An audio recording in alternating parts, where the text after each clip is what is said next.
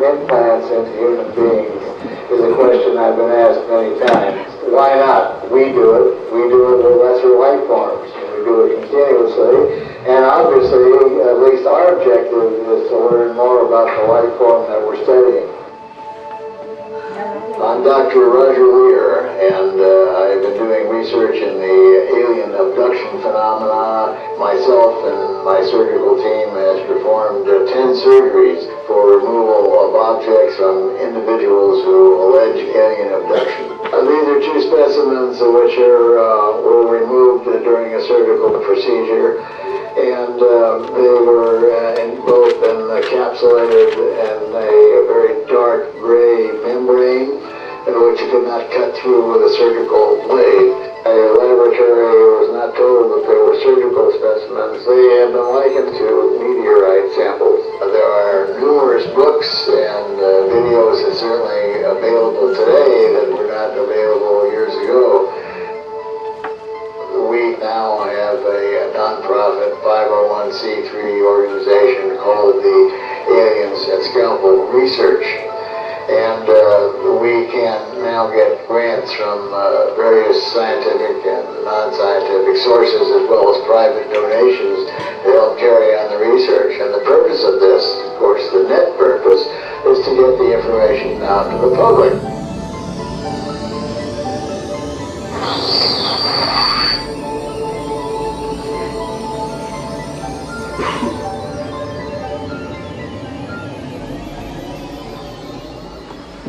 How difficult it would be to begin research such as this, let alone continue research such as this.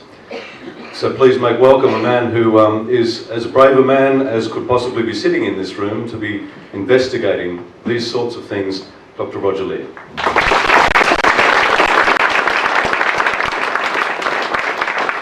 Thank you, Pete.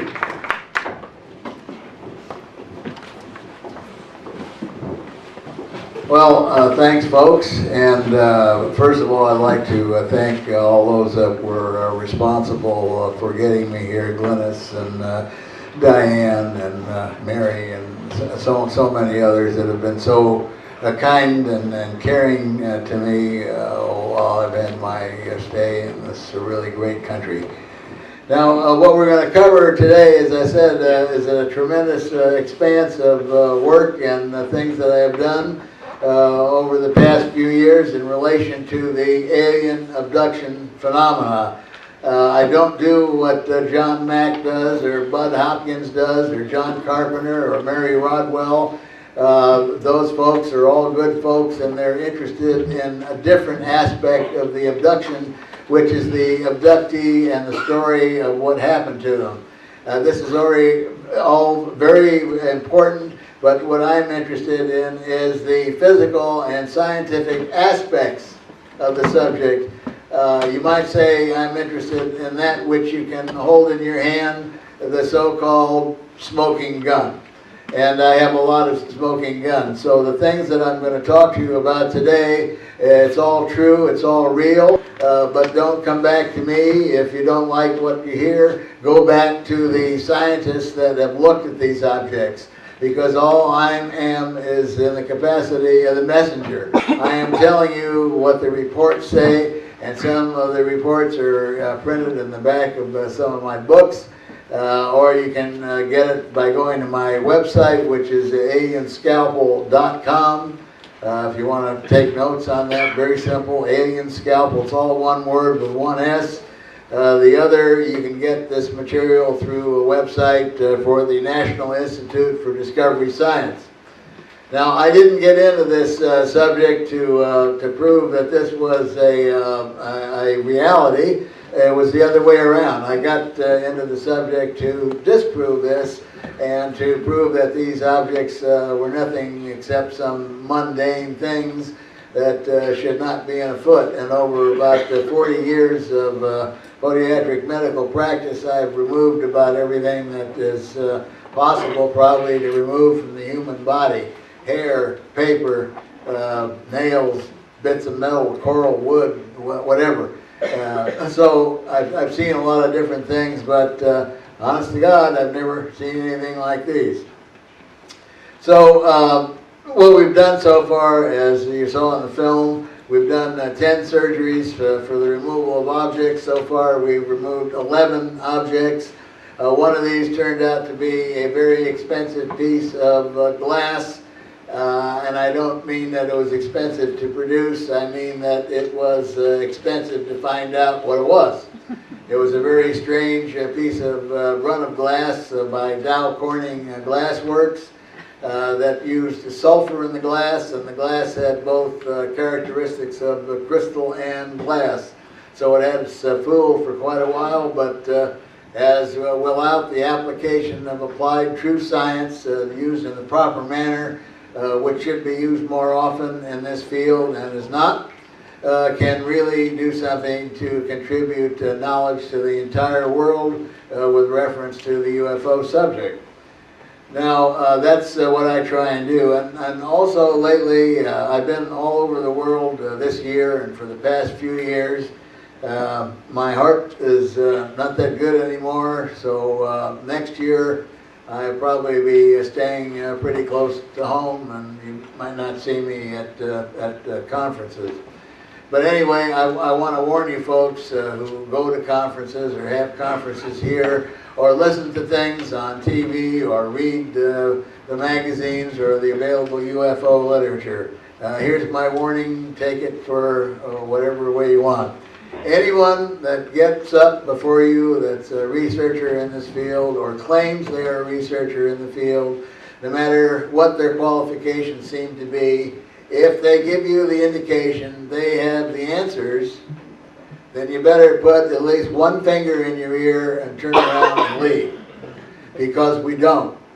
And by using science as a tool instead of an enemy, we can find out a lot of things, and that information that is gleaned from scientific investigation belongs to every single person in this room, every single person in the state of Queensland, Australia, and the rest of the world. It's yours, and that's what I'm here to do. So again, there are people that walk among us that try and portray the fact that excuse me, they have all the knowledge, but they don't.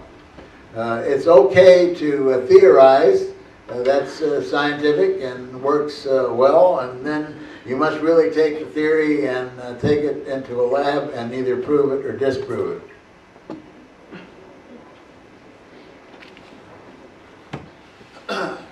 Now, if we could have the house lights down and see the first slide, I'm going to take you through a rather rapid slide presentation. And when I get just about to the end, I'm going to talk about another subject completely, which is why alien abductions occur. And again, I don't have the answer. This is my particular theory. I could be all wet.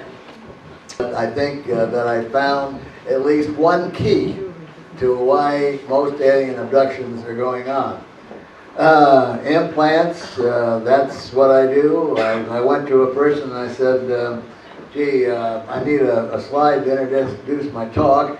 So the first slide that he generated for me was a slide of Stonehenge. And I said, well, gee, that's really beautiful. I think it's really nice, but what does it have to do with implants? He got the idea, so I had this one made. Next, please. Well, if they're going to come here from somewhere else, I guess they got to drive something. So here's an artist concept of what they come in. It has absolutely, folks, no basis in reality, but it's a nice picture. Next. Okay, this is some of the instrumentation. You can see we've got an instrument which is holding an object. That object has been freshly removed from a nice, fresh surgical wound. Next. We'll go rather rapidly through these. This was the first object that I removed in August of 1995. It's a T, letter T-shaped object. Here it looks more like a Delta Wing aircraft. But it's two pieces of metal which are held so tightly together that you cannot move one upon the other, and it's wrapped in a very strange, dark, gray, shiny membrane. Now, if you remember anything of my talk whatsoever, when you leave today, I want you to leave with the fact that these metallic objects are covered with a very strange, dark gray, shiny membrane. A dark gray, shiny membrane that you can't cut through with a surgical blade. And believe me, surgical blades are very sharp. You can either sometimes cut a bone with one, either inadvertently, I hope not, or on purpose if you have to. So this is the first object that we removed covered with this membrane. Next. Okay, this is self-explanatory. Next. Okay, we do use both color and black and white photography. All the surgeries are videoed. We have live witnesses there that watch the surgery. We have some that watch it on television monitor. We have professional writers there that will write about it. All the specimens are sealed in a container for the first portion of a chain of evidence. We use the same methodology as the justice system does. The containers are sealed and never opened again unless they're opened under a video camera and are signed for. Next. Here's one of the little cantaloupe seed-shaped objects, and I'm going to show you a series of these. And when I say these are almost identical, I usually try and mean what I say, so we'll have a little test here down the line. Next. Here's another one, and you can compare that to the first one and say, well, gee, that is the first one. But ask yourself, truly, truly in your mind, is that the first one? Next. Here we're looking at x-rays. Now, one of the criteria that we have set up for surgical candidates is they must have a demonstrable object which appears on an x-ray, a CAT scan, or an MRI.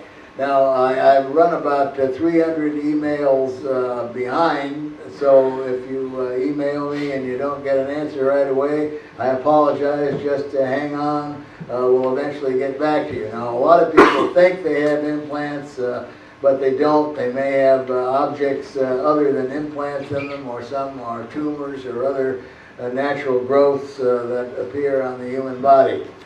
Next.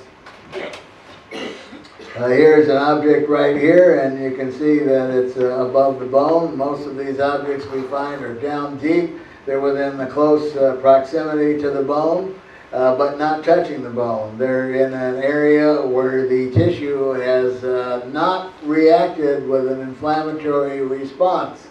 Very strange. How do you get a foreign object into the body and not have it react? We feel that one of the reasons for this is that these metallic objects are covered with a very dark, gray, shiny membrane. Good. And as I said, you can't cut through it with a surgical blade. But anyway, we think that this might be the reason why the body doesn't react with either a rejection or an inflammatory reaction. So if we could raise enough funds or get some outside interest without them stealing everything, and we could reproduce this membrane, you can see it would be kind of a contribution of kind to medical science. Because you could wrap a pin, a screw, a nail, a plate, a heart, a liver, a kidney, or whatever else, and the person would not have to spend the rest of their lives taking immunosuppressive agents such as cyclosporin or Imuran or some of those. I'm not saying that the drug companies would be totally happy, but there'd be a lot of happy people around. This is the same object, and when you look at an x-ray and you turn the part that you're x-raying in various angles, you can see that here it looks a closer proximity to the bone. Also, you can see some interesting shape to it. Now, this gentleman came from a small town in Colorado, Yuma, Colorado. He had one experience about 17 years before he contacted me with his wife. They were driving down the street late at night, coming back from Denver to eastern Colorado. It was about 11:30 at night, no moon, dark, desolate area, and saw a light behind them driving the truck. His wife is a registered nurse, very qualified observer. He said to her, "Oh, is that a truck behind us or what?" And she said, "I think it's an or what, because I think it's flying." And it caught up to him and started paralleling the truck coming over the tree area until they got to a clearing. And Tim then slowed down, came to a stop, and at that point this flying object crossed the road in front of him and came to a halt out in a parallel field to the left side of the truck. The driver, Tim, looked at it and turned to his wife, and they both looked at each other rather quizzically, and he said that he had an urge to get out and find out what this was. Well, that's the last thing he remembers. No, not quite. There's one more part. He saw a light come on. Actually, one light right on top of the other. It filled the cab of the truck with this very brilliant bluish white light, and then the next thing he remembers, both hands are on the steering wheel. He turns to his wife and said, "Well, I think we should go to town now, dear." So they did. They proceeded on home, and when they got there, things just didn't seem right because 3 hours were missing. Now, strangely enough, because the guy is a cement contractor and because he had 3 young daughters that were going to school and they lived in a very small farming town, he didn't want the word to get out that he saw something weird, you know. So they didn't tell anybody. Nobody. Not the rest of the family, the neighbors, the church, nobody. And then one day, about 17 years later, he smacked himself on the thumb with a hammer, and he thought, well, gee, maybe I broke my thumb. So he went to the local hospital and had an X-ray taken. The doctor saw this in his arm, and he said, "No, that's impossible. I've never had anything like that to happen. I can't have anything in there." And the doctor said, "Yeah, well, Tim, there it is. You got it. Fortunately, your thumb was not broken." So he began to think about it, and something clicked in his mind, and he related that immediately to the experience that he had so many years ago. And it was after that that he was able to contact me. He seemed like a very compliant person, sent me the x-rays, we showed it to our radiological consults, and it came to the conclusion that there was a foreign, what appeared to be a metallic foreign body in the wrist area. And so we invited him if he so wished, and we don't do this on anybody unless they wish to have it done. Also, another portion of the criteria is they must have some kind of distress, either physiological or psychological distress. We don't go on fishing expeditions in people's bodies looking for foreign objects where nobody is being bothered by it. So they have to have, as I said, a connection to some kind of a UFO event, conscious memory, abduction. We don't want anybody to have undergone retro or regressive hypnosis prior to the time when we do the surgery. Why? Simple. We don't want the criticism. We don't want to be accused of putting false memories into somebody's head. So afterwards, once the surgery is done, if they wish to have their memory enhanced and they want to undergo regressive hypnosis, we supply them with an individual such as the ones I mentioned, Bud Hopkins and so on, and they get it done, and then we record that enhanced memory as part of their file. But as I said, I'm not here to look at UFO abduction stories. I think they're all fascinating. I think they're all tremendously interesting. But it's this kind of stuff I'm interested in, physical evidence. Next. Okay, when I first started doing these surgeries, we did the first procedure in an office with a general surgeon assistant and a number of other people there, but we didn't have any time-saving devices. Now we do. This is called a C-arm, and this costs about $1,500 a day to rent, so you can see these surgical procedures are not cheap. yet we don't charge the individuals a penny for any of this work. We pay for their medication, we pay for their post-op care examinations and laboratory. All they have to do is qualify and get themselves to us. We don't go to them. Next. This C-arm device we can use to actually look through the part where the object is, and then the surgery procedure is recorded on these two television screens. This is an instrument here, and you can see it approaching the object. You can see it when it clamps the object, and we bring it forth so it's visualized, and then dissected free from the surrounding tissue. Also, when we sent these in for analysis, as I told you, that there is no evidence of inflammation, but what I didn't tell you is that the tissue is loaded with a certain type of nerve endings called proprioceptors, which are not politically or anatomically correct for the area. Next. Also, you can see Tim is laying on the table there. We only use a local anesthetic. We don't use general. We have used hypnosis in a couple of cases because the patient was quite apprehensive, and so we didn't want him to feel any pain, so we did use a local anesthetic and a hypnoanesthesia. Next. This is the object that we removed from Tim, and we have before these that looked, as I say, almost exactly the same. We call them little cantaloupe seed-shaped objects, and they are metal rods, a few millimeters in length by a few millimeters in width, very similar to sometimes a very thick lead pencil, lead type piece. And they are covered with this very strange, dark, gray, shiny biological membrane. Okay, next. There it is on a surgical sponge. This is not the kind of sponges, you get off the bottom of the ocean. These are gauze pads. Before I started doing any of this, I researched the literature and wanted to make sure that the objects were safe in the first place after we took them out, because there had been a few people before me that supposedly removed objects, except nobody came up with anything. All there was talk about, oh, it turned to vapor, turned to powder, dropped on the floor, my dog ate it.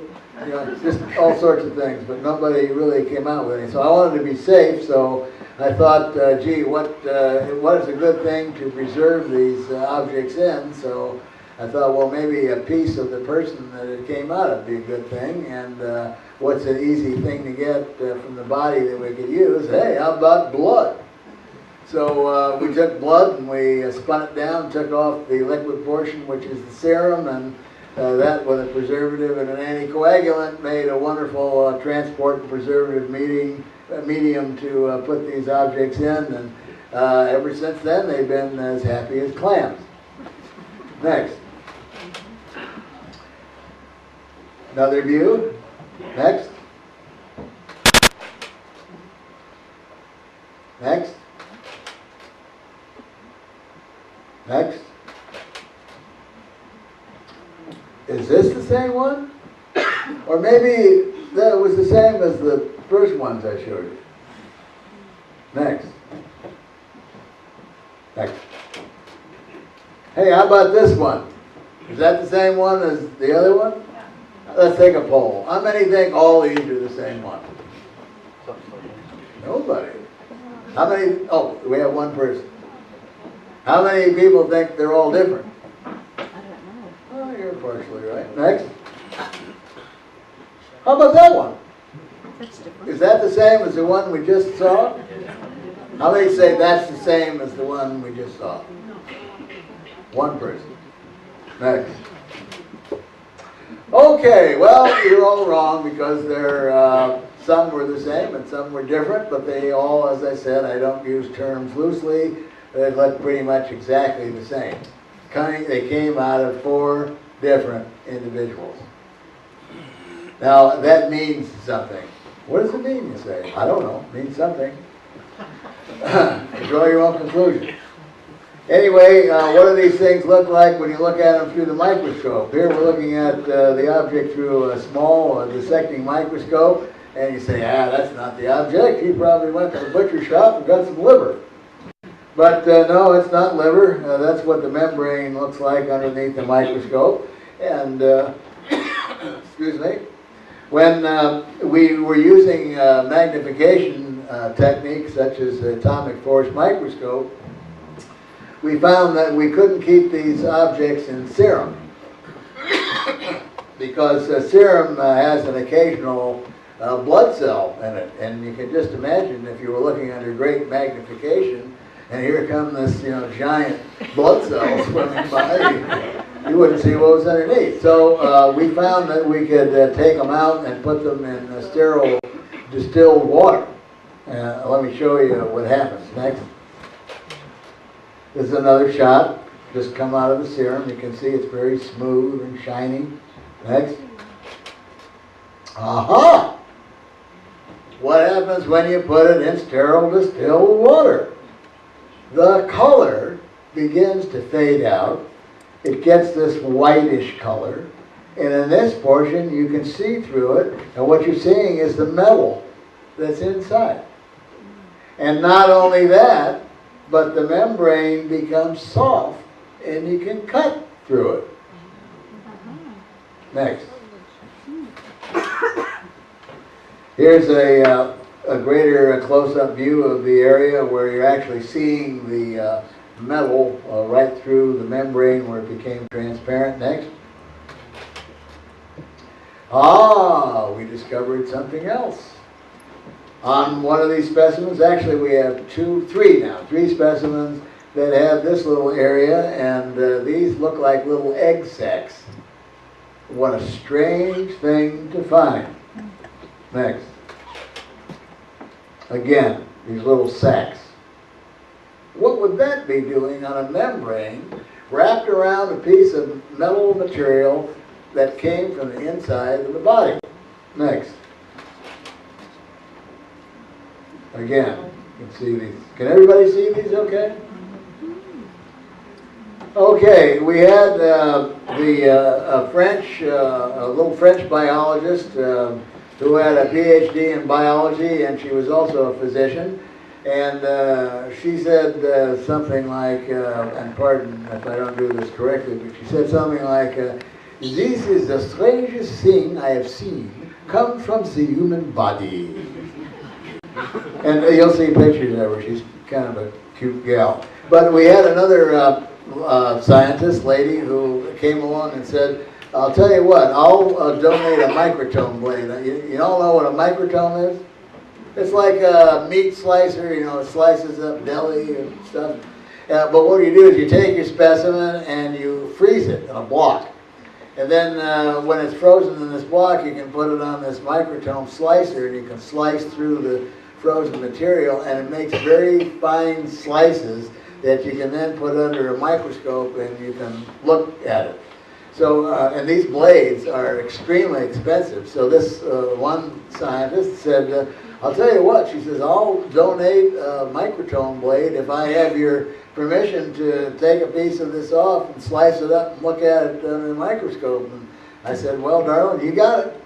So that's exactly what we did. Next. And here are the materials being sliced off. Egg sacs. Next. And here we begin to see what it looks like as it comes off. Next. And this, changing horses for a minute, this is the object again. This is the metal that's inside, and then the membrane has been totally removed. And as I said, we found that when it became soft, you could totally separate it from the metal, except when you look at it through even higher magnification on a scanning electron microscope, where you can see part of this membranous organic tissue has been anchored into the metal. Next. Now the way that we get the outer coating off is to use an abrasive material. It's kind of like sandpaper, except it's in a liquid slush form, and it's abraded across here, and inside you'll see there's a very shiny metal. Next. More of the same. Next. See how shiny this metal is inside? This outer coating is around here. Next. Now also you can see these abrasion marks. These are not normal. This is not part of it. This is where the area has been abraded or sanded, so to speak. And this is what it looks like under magnification. Next. Next. Now, this is when you cut through these sacks and it's on water, some stuff comes floating out. And guess what that stuff is that's inside these sacks? Anybody want to take a stab? Guess? Strange gray. Oh, the guy is a good learner, but no, you're wrong, sir. Anybody else? What do you got to lose? Take a guess. Blood? No, not blood. Yes. What? Mucus. Mucus? No. Oxide. No. I'll tell you. It's oil. Oil. Yep. Standard Oil found out about this, and I'm dead. No, it's oil. And what a strange thing to be found in sacks attached to a membrane that surrounds a piece of metal that has been taken out of the human body where there's no scar for it wherever it was put in. High strangeness. Next.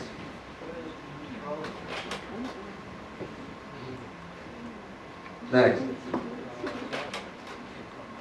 Now the oil droplets were on the water with higher magnification. You can see that here. Now, what is this oil? You know, what kind of oil is this? Well, I had the privilege of having this analyzed at a black budget laboratory in Texas. And the guys were very interested in this kind of stuff, but the lab director was kind of ticked because he stood out in the hall like this, and all these scientists who were on the payroll to do black budget work for the military and the U.S. government are in this little room crowded around this stuff looking at my stuff. So it doesn't make the laboratory director happy.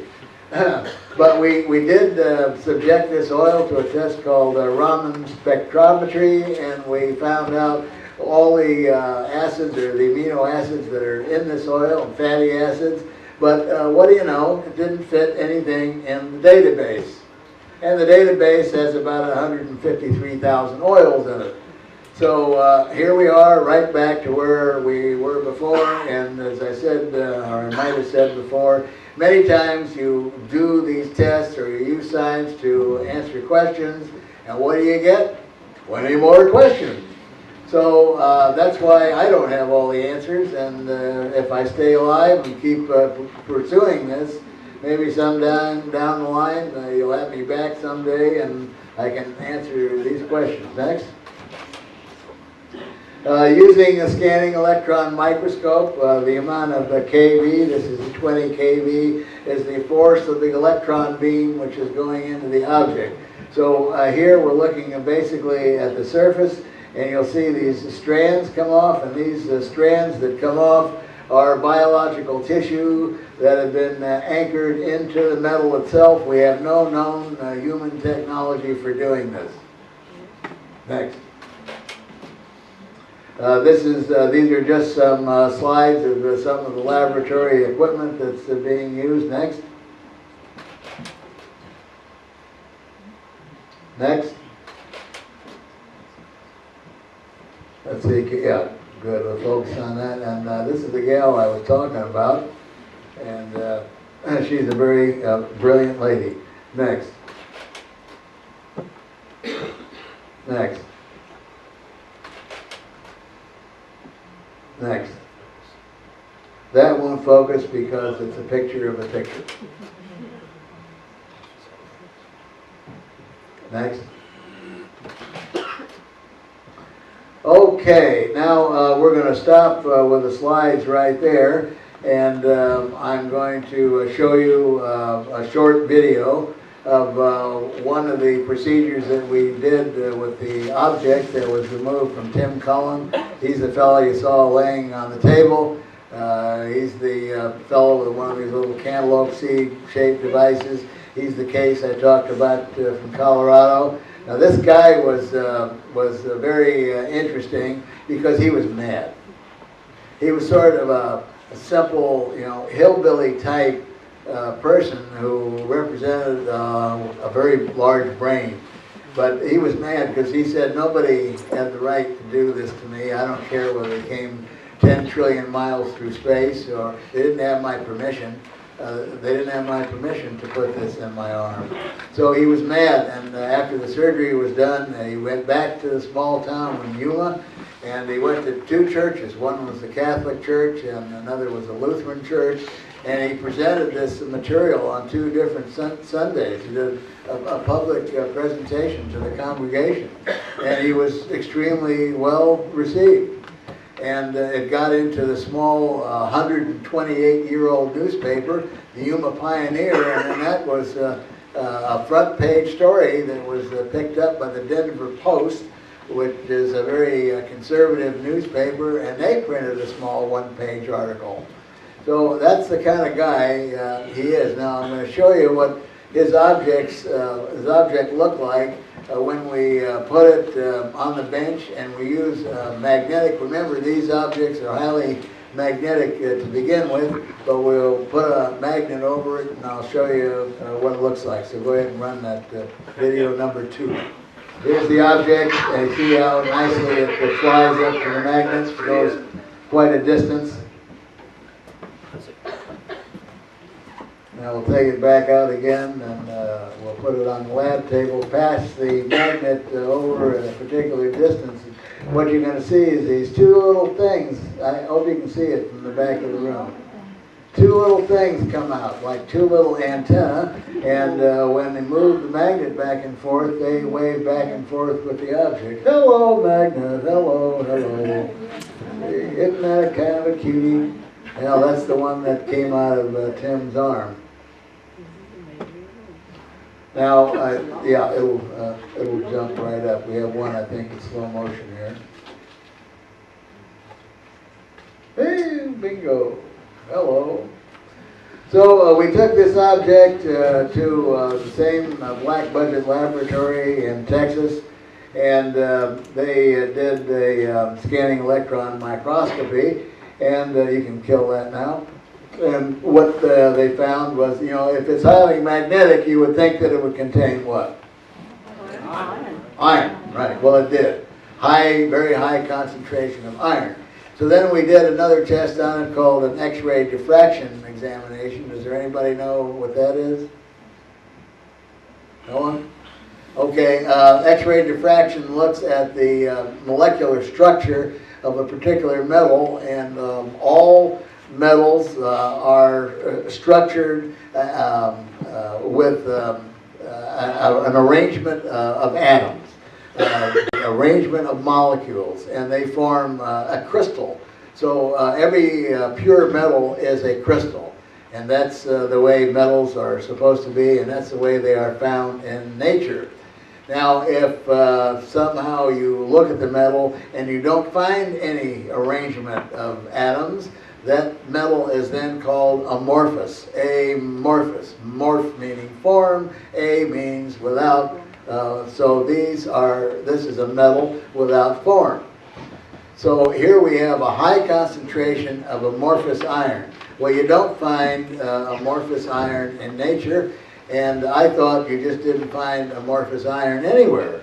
But being at a Black Budget laboratory, do you all know what I mean when I say Black Budget? Yes. Yeah, okay. You should. If you're here, you should know what the Black Budget is. 98 billion was last year's U.S.'s Black Budget.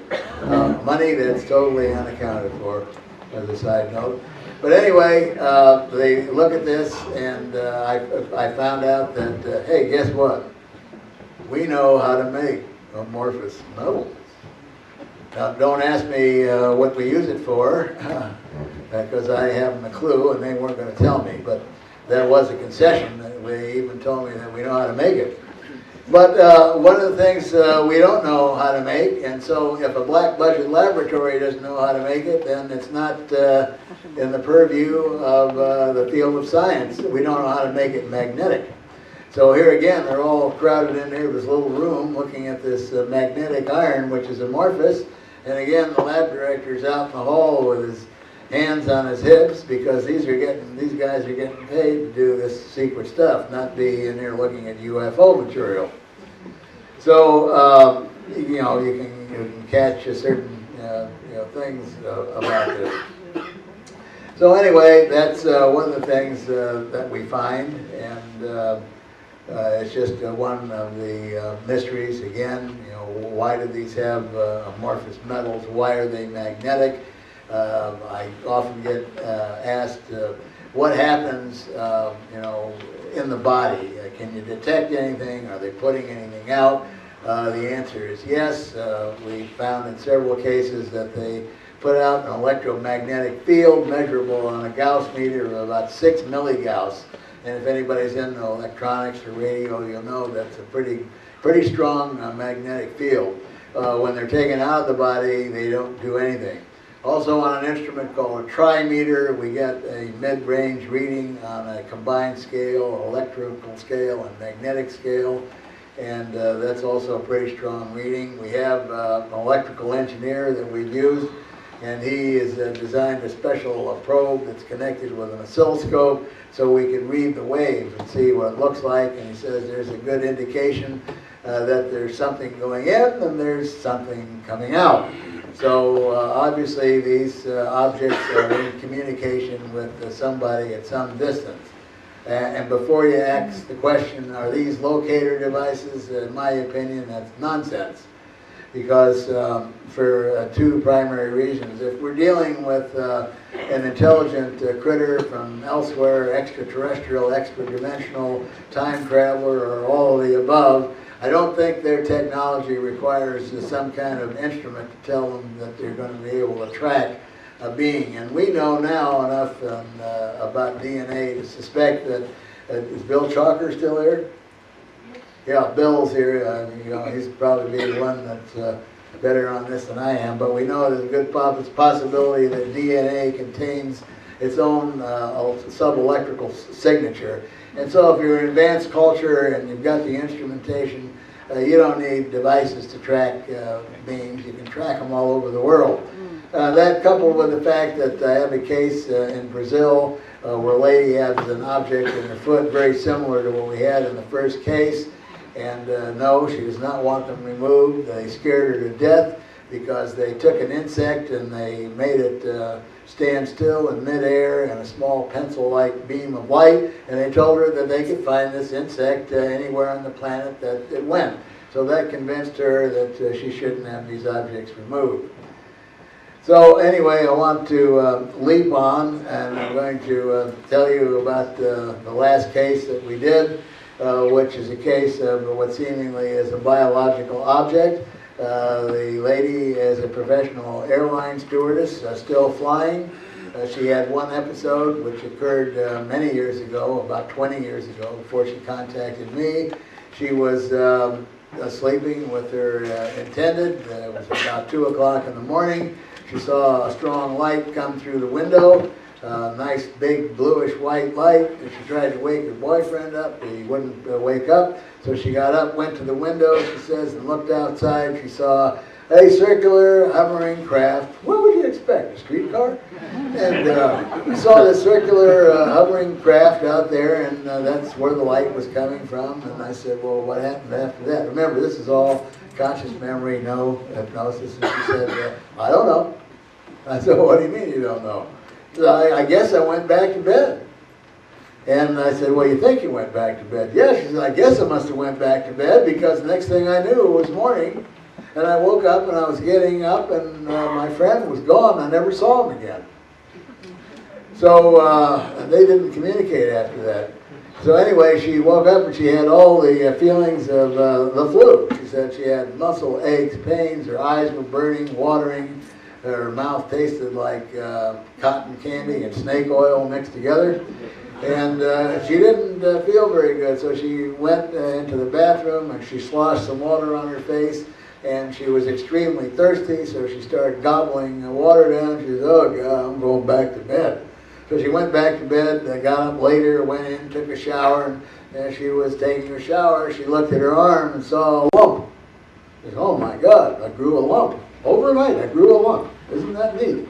And so she reached down with her finger to touch it, and the lump moved. And she fairly well freaked out, almost passed out in the shower. Not good. So again, she went back to bed, and she rationalized this around as something. It was a tumor, it was a cyst. She didn't know how it got there. There was no scar, no nothing. And worse than that, but she didn't tell her family. She didn't tell her friends. She didn't tell anybody again about this experience, and went on all those years until she had a friend who took her to a talk that I was giving in the eastern United States. She went in, she said, and she listened to me for about 15 minutes, got sick and left. She couldn't take it any longer. Didn't know why. And then it took her 3 years after that, she finally contacted me, and she basically lived about 20 minutes away. Got a hold of me by telephone. I talked to her on the phone. I heard her story, and I said, "Oops, I don't think I want this gal in my office. She's got a problem, and I don't think it's an implant." I was going to refer her to a psychiatrist for psychiatric treatment. And she insisted that it was real and so on, and so she convinced me to take a look at her. So she made an appointment. She showed up, and I asked her a few questions, and as I usually do with these cases, gave her the benefit of the doubt, took her in the room and said, "Okay, let's see it." And so she rolled up her sleeve, and there was the lump. And immediately said, "Oh, she's got a nice subcutaneous cyst." So I took my finger to go ahead and palpate the cyst, and it moved. And I said, "Oh my, something is not right here." But I'm telling you the way a medical mind works. I said to myself, what happened here was that at some time or another, this woman must have gotten a subcutaneous infection. And sometimes when you get an infection, the bacteria will produce, pus and stuff. And so it will make a tract underneath the skin, underneath the subcutaneous tissue. It's called a sinus tract. And then sometimes some of it will come out and it will drain, and you're still left with this tract. So here's what it's doing. You touch it here, and it just moves through this little sinus tract until it gets to the end. So in order to prove that, all I have to do is put one finger here, where it started from, another finger on the object again, and naturally it's going to move right back to where it went, because it's moving in this tunnel, in this canal, in this tract. That's how the mind works. So I put one finger here, I put the other finger on the object, and it went whoop, in another direction. Now you'd say, usually you'd think, well, maybe that's a clue as to something strange. Not me.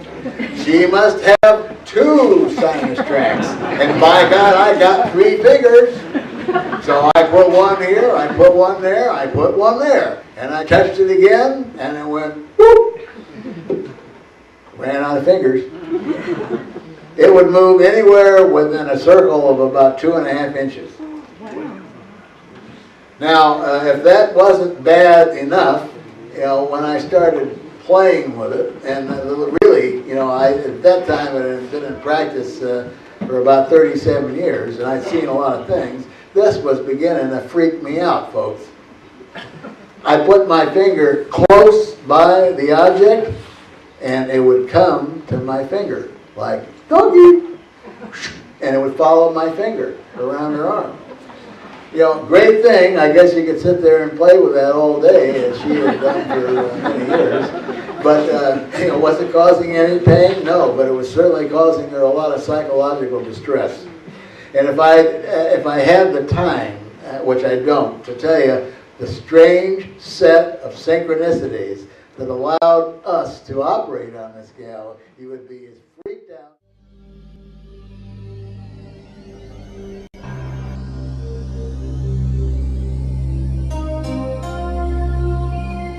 October the 29th, 2001. This is the patient. That must be my name. And there it is, folks. Now, if you can't see this, then you better go to your ocular specialist.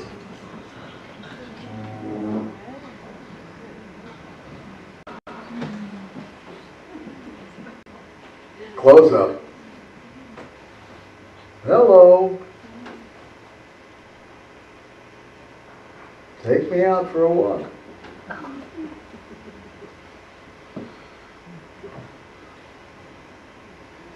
Come.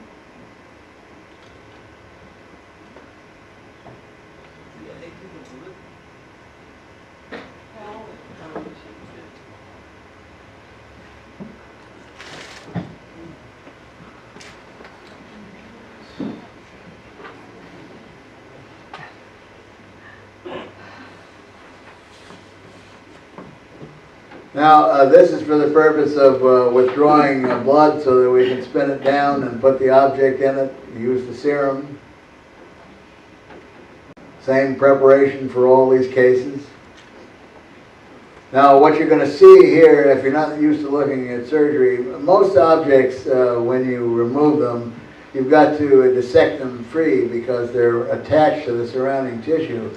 When you see this thing come close to the surface, you'll see that all he does is reach in with an instrument, clamp it, and take it out without any resistance. Also, it was kind of sneaky because we had to hold it to get the thing to come to Papa.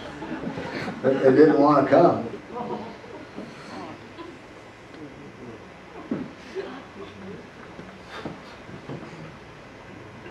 See, 2 fingers on either side. That's to prevent it from moving. We're going to get you. There we go. See, no resistance whatsoever, comes right out. And it's about as big as a large pea. It's yellowish in color, very smooth, and it's a bivalve. It's in 2 sections connected in the middle like a clam. And on either upper end, you might say it has a dark line. We don't know whether that's something metallic or whether that's totally biological too. Now, the only test that we've done on this so far is some very superficial testing, and that superficial testing has told us that the surface is a very smooth cellular-like structure with well-connected cells. There's the wound, it's closed up, gets a little patch over it, and the patient went on the following day for a flight, and she got along very well. We're going to take the object now and place it into the container of serum. We'll then close it up, put a label on it. The label will be signed, sealed, and the next time it will be opened, it will go through another visual process and signing process and so on. That's called a chain of custody or chain of evidence.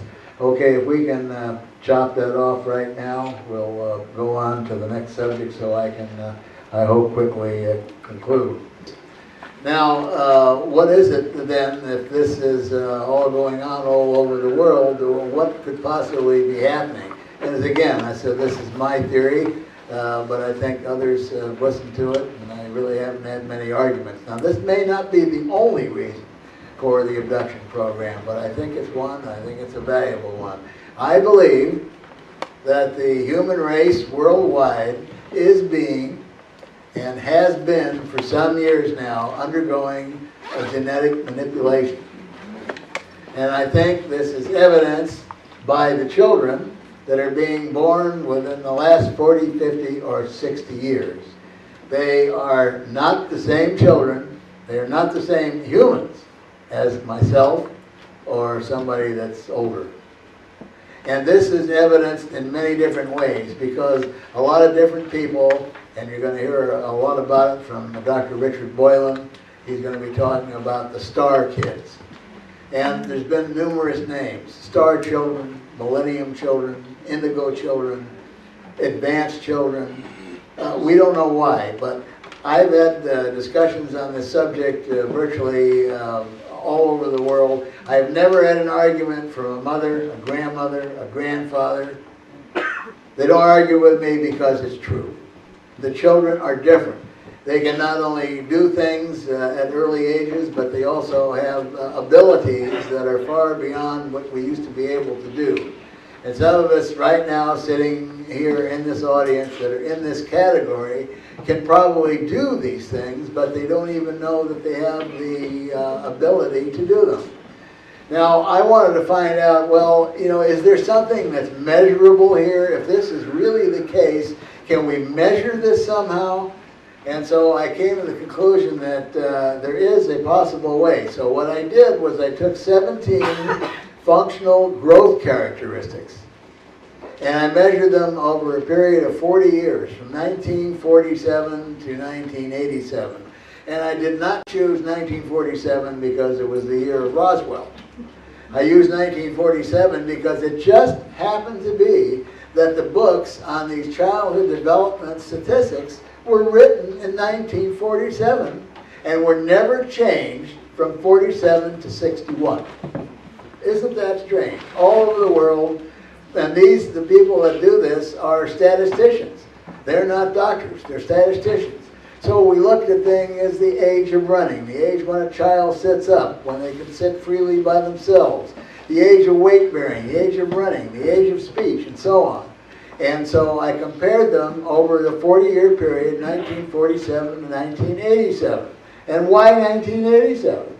Because that's the next upgrade in the statistical literature, was 1987. Was this an easy task? No. Let me tell you why. Because we didn't measure the same things in 1947 that we measured in 1987. There are hundreds of different things that have been measured all those years. Did you know that today, as a result of some interesting research, we measured the age of patty cake, when kids can play patty cake. And guess who else plays patty cake as a training measure? Anybody know? Astronaut training. The astronauts are instructed to play patty cake. They're in a sealed chamber, and they reduce the oxygen pressure until the oxygen pressure is getting, and all they're doing is playing patty cake, and they're watching their responses as the oxygen tension goes down. Because this is a thing that you can measure not only eye coordination, but it's muscle coordination and movement coordination. A lot of different neurological factors come into play. But did they measure patty cake in 1947? Nope. So I had to find things that were measurable for both cases. So I did. I found 17 different characteristics that we were able to measure. And out of all these characteristics, all of the 17, we found one of those that also sticks out as a very interesting factor. And I'm going to show you these statistics in slide format, and we'll run through some of them very quickly because they're boring, but we'll go almost directly to the graphs, and we'll look at the graphs. And you'll see this, and just think about it. So, could we show those slides now, please? Yep, the other graphs. Here's the graph, sits with propping. I mean, look at the difference. The acceleration rate here is from 60 to 80%. Sits with propping. Look at there. Look at the difference. Look at this. This makes it very apparent. Go ahead, functional activities. Next. Okay, take a look at these. 16.67%, 66.67%, 33%, 80% obeys commands, 80% accelerated change. Next. Graphed out, you can see it. Next. Complex sentences, attempts to stand, bear weight, 62.50% accelerated change. Age of walking, 38.89%. Look at this. Runs well, 24 months and 24 months. 0% change. Now, if that isn't an indication that this is a specific genetic manipulation, then I don't know what is. Next. Okay, if we could focus that a little bit better. Here are some of the raw statistics, and as I said, I'm not going to take the time to go through all these because we have some graphs that illustrate it better. So let's just go on by these and just go by slowly. You don't have to go that fast. Look slower. I thought you were going for grabs. Sorry, I'll go back. That's all right. One grab. Yeah, for this. Can you see those front and back? You can read, if you can read one or two a page, well, that's all you need just to get the general idea. Next. Next. Take a chance. It's this switch. Okay? It's the switch. Don't touch the switch. There's something wrong with the switch. Why did you don't touch the switch? Okay. Okay. Safe. Okay. Next. It's a faulty switch, folks. Faulty switch. Yeah. I've heard that before. Next. Especially when I was a young child. Faulty switch, my dad said. Next. You can catch some of these statistics, the ages. Next. 48 months, hops on 1 foot. Next.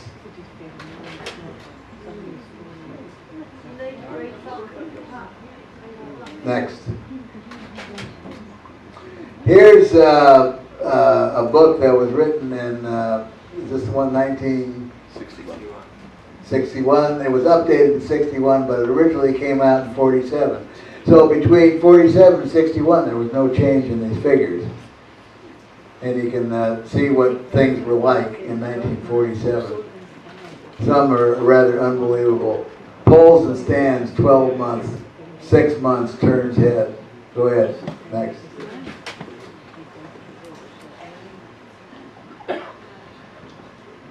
"48 months is able to count 4 pennies.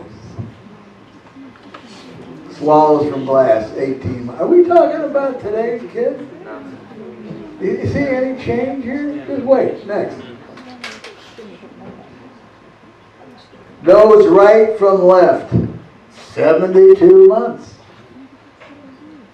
Why, if your kid didn't know that today, in a lot less time, you'd say, oh, I think there's something wrong. 60 months, 5 years, to name colors. Here's some more additional statistics. 6 months attempts to crawl. 6 months. My babies crawl today, I think, the minute you let them go. Next. Now, take a look at this one. I want you to remember this. This was 1947. At 24 months is when a child runs. Okay, we'll be right on time. Okay, next. Here's a question you can ask. How soon after birth do you think your child was able to see normally?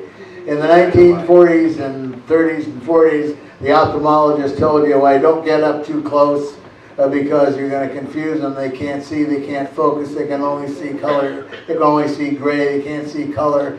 And now I don't think there's any question. Next.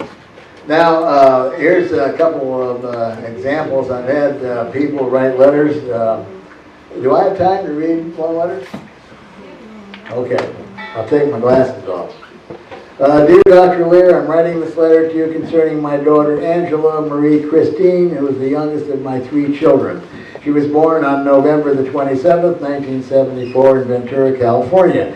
In many ways, she has always been an exceptional child. When she was 2.5 years old, I told her it was time to start potty training for her. Her reply to me was, I'll do it myself. And she did. However, the ways I believe her to be exceptional have nothing to do with potty training. From a very early age, as soon as she could hold a crayon, about 2 years old, she has exhibited an incredible artistic ability. I've enclosed some of the pictures of her paintings that were done at age 13 and 14. Along with her artistic ability she has exhibited, also at an early age. The ability to be very sensitive and empathetic to people's feelings. When she was in grade school, she would often tell me that she was afraid of hurting someone's feelings if they weren't included in whatever activity she was planning. She has always been able to relate to people on a deeper level than people can, including myself, and I consider her a very good judge of character. I've often thought that I named her appropriately, Angela. She is a little angel. Also, at around 3 years of old, she began having terrifying night dreams and would wake up screaming. I've not been able to get much out of her about those dreams. She will rarely discuss them with me. To this day, she sleeps with the light on every night.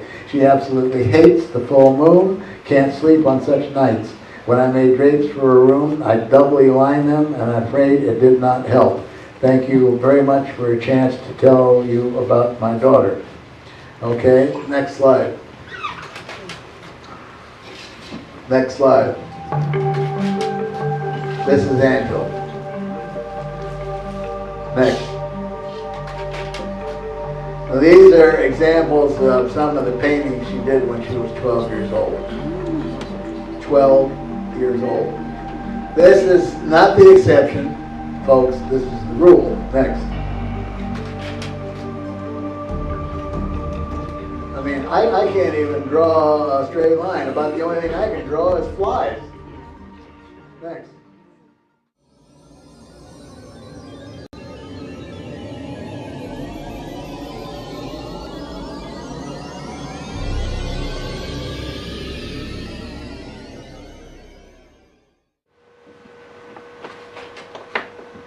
I'll just introduce everyone real quickly. This is Mike Rogers. He was the crew boss at the time, the oldest one of the group.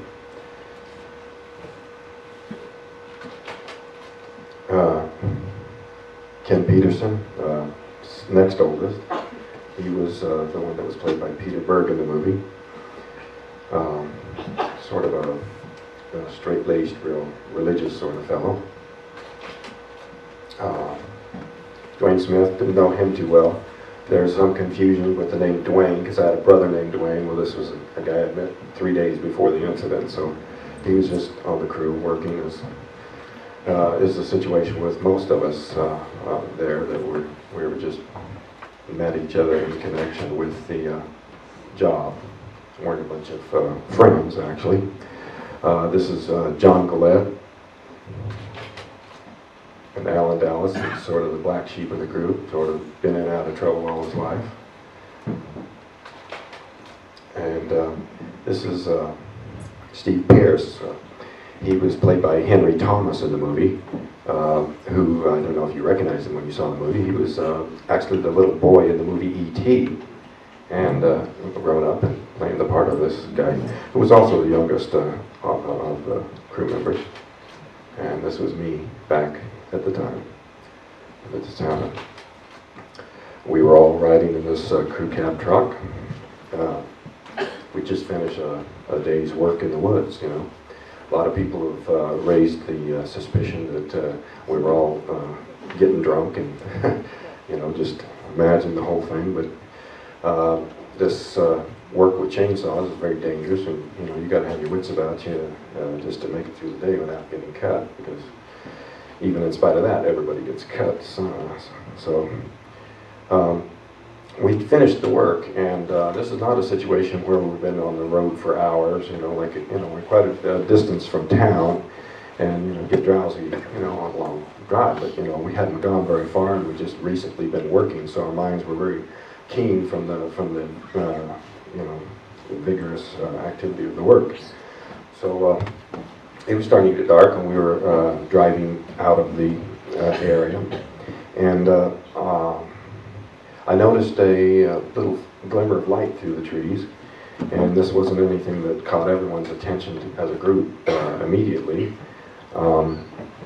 It was just everybody was, you know, 4 in the back and 3 in the front, and everybody was kind of divided up into their own little conversations, and we were going along, and I saw this light and didn't think a whole lot of it at first, and then the longer I looked, the more it was out of ordinary. And this light was just something that was out of place. You know, it was deer hunting season at the time, so I thought maybe some hunters were camped on the crest of the ridge. We were driving north towards the main ridge in the area, the Mogollon Rim. And we're going up the back of this ridge, and it's a very rough dirt track, so we got to go really slow. And the road sort of was to the left side of the ridge back. So we're looking to the right of the road as we see this light, And you know, I realized that the light was coming from a point higher than ground level. So, you know, although it was deer hunting season, I was thinking that maybe there was someone camped there. That explanation didn't pan out. And one by one, these little conversations in the group were, you know, ending, and people must have been looking where I was looking. Although they didn't say anything at first, and then we started commenting, what's that there, you know? And like in the movie, we thought maybe it was a forest fire or something. Now in the movie, they had a reddish glow to it, but it was actually, see, we compared the color like that of iron coming out of a blast furnace, but you know, we were talking white hot, you know, just incredibly bright the way steel looks when it's just about as hot as it can get. So they had this molten look to the craft that in the movie that wasn't accurate, but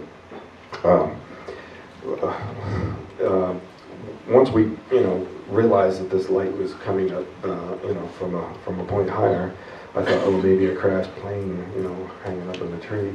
And we were asking, what is this? But, you know, it was so dense that we couldn't really see the source of it.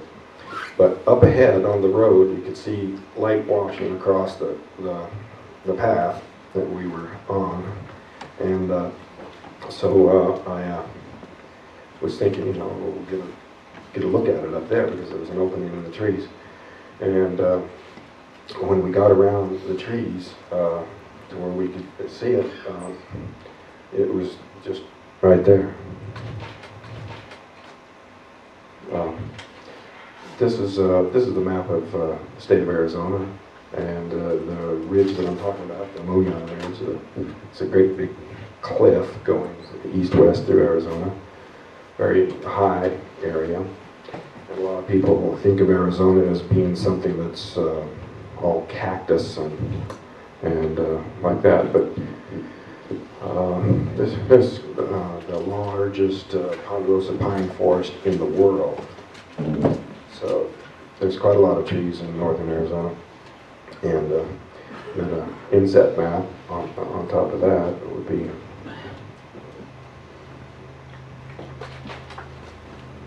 this, a little more detail.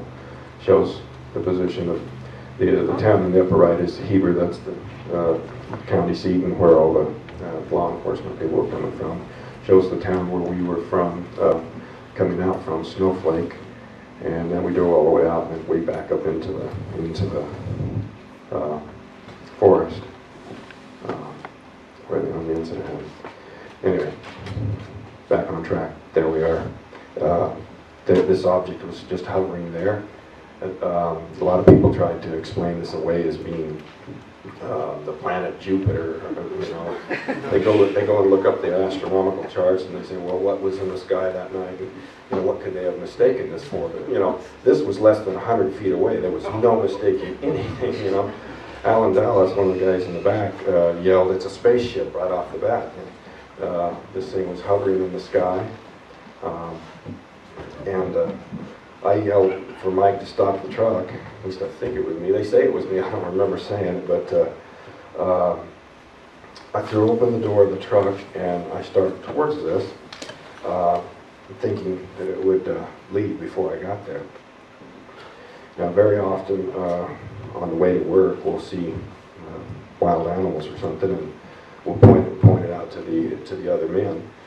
Say, hey, look over there. And by the time they look, if they're quick, they might catch a glimpse of it and it's gone. So, and that was kind of the situation with the bear. You know, it was already running away, and it was, you know, I was getting out, and it was really not me chasing it. It was already running. So it's the same thing with this. I thought, well, I'll get out and I'll run towards this, really impress the rest of the guys. And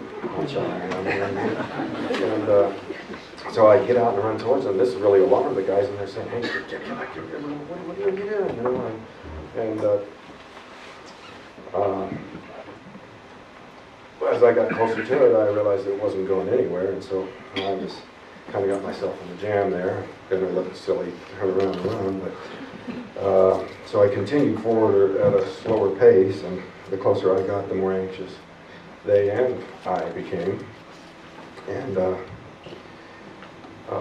as I got closer to it, I could see that it was giving off a kind of a strange glow that just sort of turned just kind of give everything a strange look, because it was an odd color to all the brushing area, and it was making a very strange sound, a mechanical sound. It was a real high-pitched, high-frequency, sort of a metal-on-metal sort of a sound, a real high-frequency sound, and then there was also a low rumble that just, you could feel it more than hear it.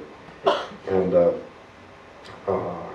it was, kind of like off the range of human hearing in both directions. But as I got closer to it,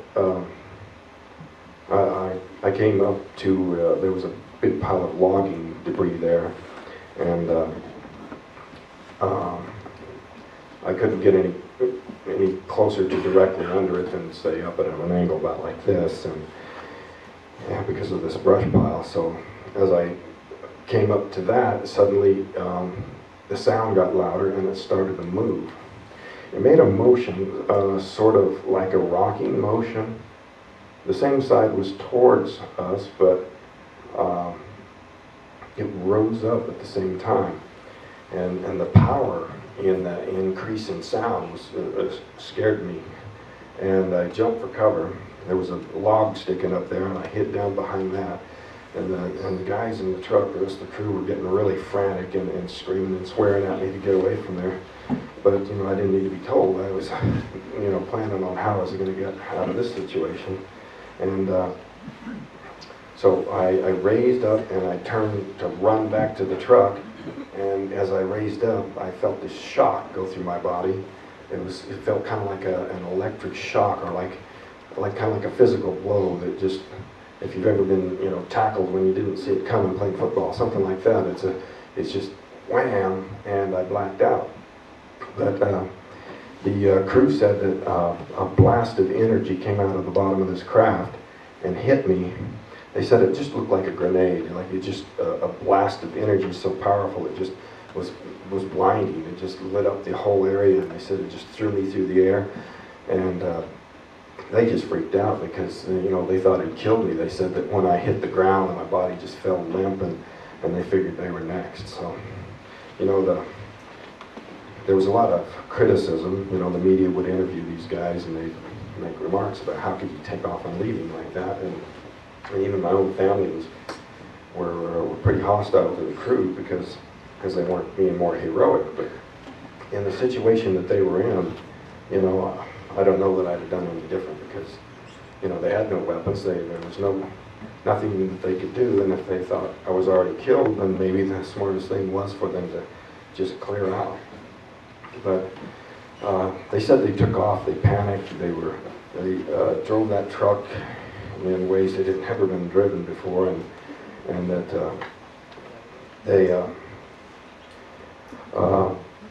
they wrecked the truck, just almost destroyed it. They were trying to get away, and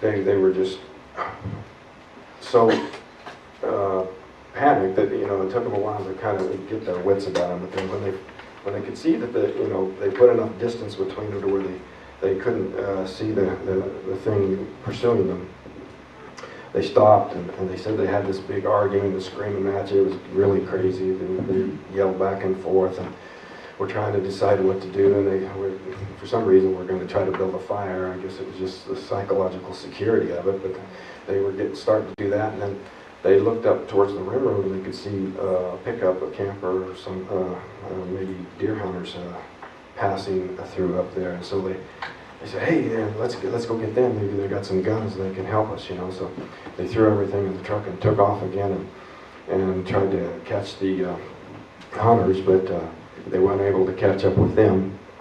And so in the movie, they have Mike saying, like, we got to go back, and the guy saying no, and this all happened. But when it came down to it, and Mike says, this truck's going back, whether you guys can stay here or not. Those guys weren't about to stay there in the dark like they did in the movie. So they all said, all right, we'll go, and they got in the car with him and returned. And as they approached the area, they saw a light rise up and streak off. And so that kind of gave him a little more courage to go on in. And they found the spot where it had been, and it was gone. They said they made a search. They said it took them a lot of time to build up the courage to even get out of the truck, but you know, they got out and they had one flashlight between them, and said that they're all just huddled around it, like, you know, these big tough woods guys are all just huddled around this one flashlight, going around trying to see what they can find, and calling, and weren't able to find anything. They said they saw tracks go from where the truck was parked up to the single clearing, and that was it. So when they were unable to, find me there, they decided that they better go get some help. Went back to town. There was a lot of argument about what to do. They were saying, nobody's going to believe this. Let's just get some friends. We'll go back and some guns, and make our own search. And Ken Peterson, the religious guy, he says, no, we got to be straight with this about from the start. You know, we'll just report it and let the chips fall where they may. So Alan was against going to the authorities, but they finally decided they would. And unlike in the movie, where they had Mike making the call, it was Ken Peterson that called the authorities. The deputy came down and they started explaining things, and was interviewed later, and the sheriff was called from the county seat. He came down, and the sheriff and his next in command, the undersheriff, they said that they were looking for signs of intoxication. You know, the sheriff says, I was looking and I didn't see any such thing. But one thing that really struck them is that they knew something had really happened here. These guys were totally shook, and one of the guys was still crying, but because of their incredible emotional state, they still weren't going to believe this. They thought, well, they killed this guy, and they're making up this story to cover up for what they've done. But they knew they had a serious case here, and the sheriff classified it as a missing persons, and they organized a massive search. That night they returned, they couldn't get some of the guys to go back. They just would not go back, and never have gone back. They just refused to go back there, and wouldn't ever. One of the guys, for years afterwards, I heard that he wouldn't even go outside at night, but it was pretty traumatic for everyone.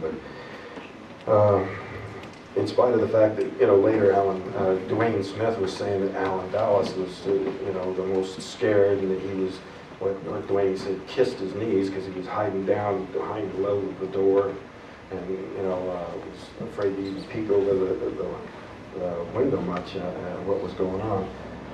Alan was one of the ones who returned, and Dwayne wasn't. Dwayne Smith wasn't. So I gotta give credit where credit's due. Those guys did have the courage to go back. Of course, they were with the lawmen and who were armed. They made a search, and one of the undersheriff was an expert tracker, and he was unable to find any sign of anything except the tracks going in the middle of the clearing.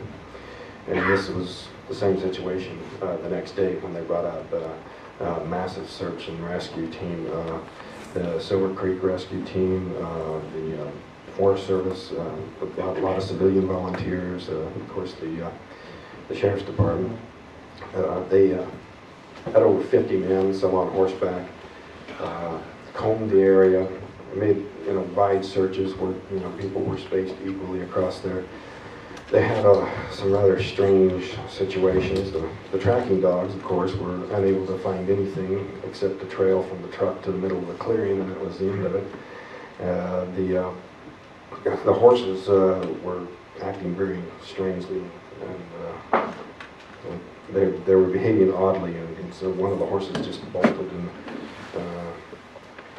they had aircraft crisscrossing the area. They just combed the area. I mean, this was a search that went on for 4 days.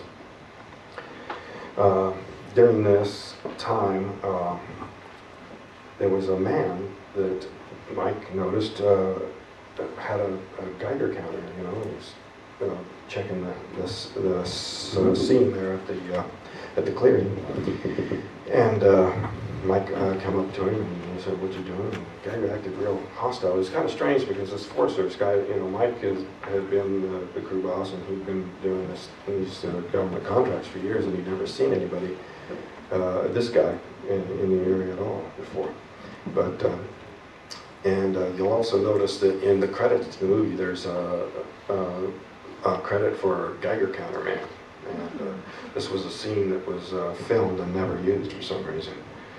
Anyway, they said, "You find anything?" He goes, "No, this is just background radiation." He says, "Well, how about testing us, And so he tested the men and didn't find anything. He says, this reading right here is just the same as background, 1.5. And he says, a real reading is like this, and he put it up to his radium dial watch, and the thing went up to 3. So they said, hey, how about our hard hats? We washed and showered and changed our clothes, and since then, but our hard hats, test them. So he brought them over there, reading goes up to 6. And the guy looks at him real funny, puts his equipment away and walks away. It's a very strange reaction that was rather curious. We never did get to the bottom of that. But there was a lot of things of that nature along the way. During the search, some of the searchers were making accusations, some of the lawmen, towards the men about, come on, where'd you hide the body? And so the men were saying, hey, we're telling the truth and we'll do anything it takes to prove it. So they volunteered for sodium pentothal, lie detector tests, anything that they wanted. And so the law enforcement men set it up. This is Sheriff Gillespie. And they brought in the state police polygraph examiner, Cy Gelson.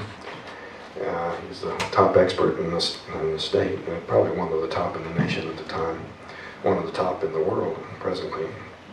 And he tested them in, and they passed. So now, what are they going to do? What happened to the murder theory?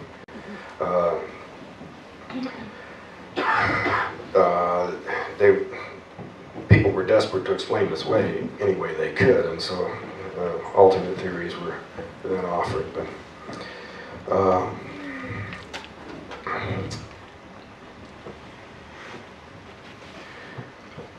from the moment that I was, hit by the beam, I don't recall anything until I woke up, apparently on board the craft. I was in a lot of pain. I didn't know where I was at first. I was lying on my back. There was a light above me. I was in and out of consciousness for quite a long period of time, and my thinking was very, disorganized. I'm not really fully conscious. And the pain was just overwhelming. It just kind of like knocked me back out again, sort of. And the light above me wasn't all that bright, but it was painful to look at for some reason. In the condition I was in. But I could hear the sounds of movement around me, and I finally remembered the incident in the woods, and I figured out, well, maybe I was hurt and I was taken to a hospital. Yeah, that's where I'm at. I was in the hospital. So I'm hearing the sounds of movement around me, and I'm thinking it's the doc, and I could feel this instrument or this thing laying on my chest, and I could see that it was about 3 or 4 inches thick and curved across my chest, and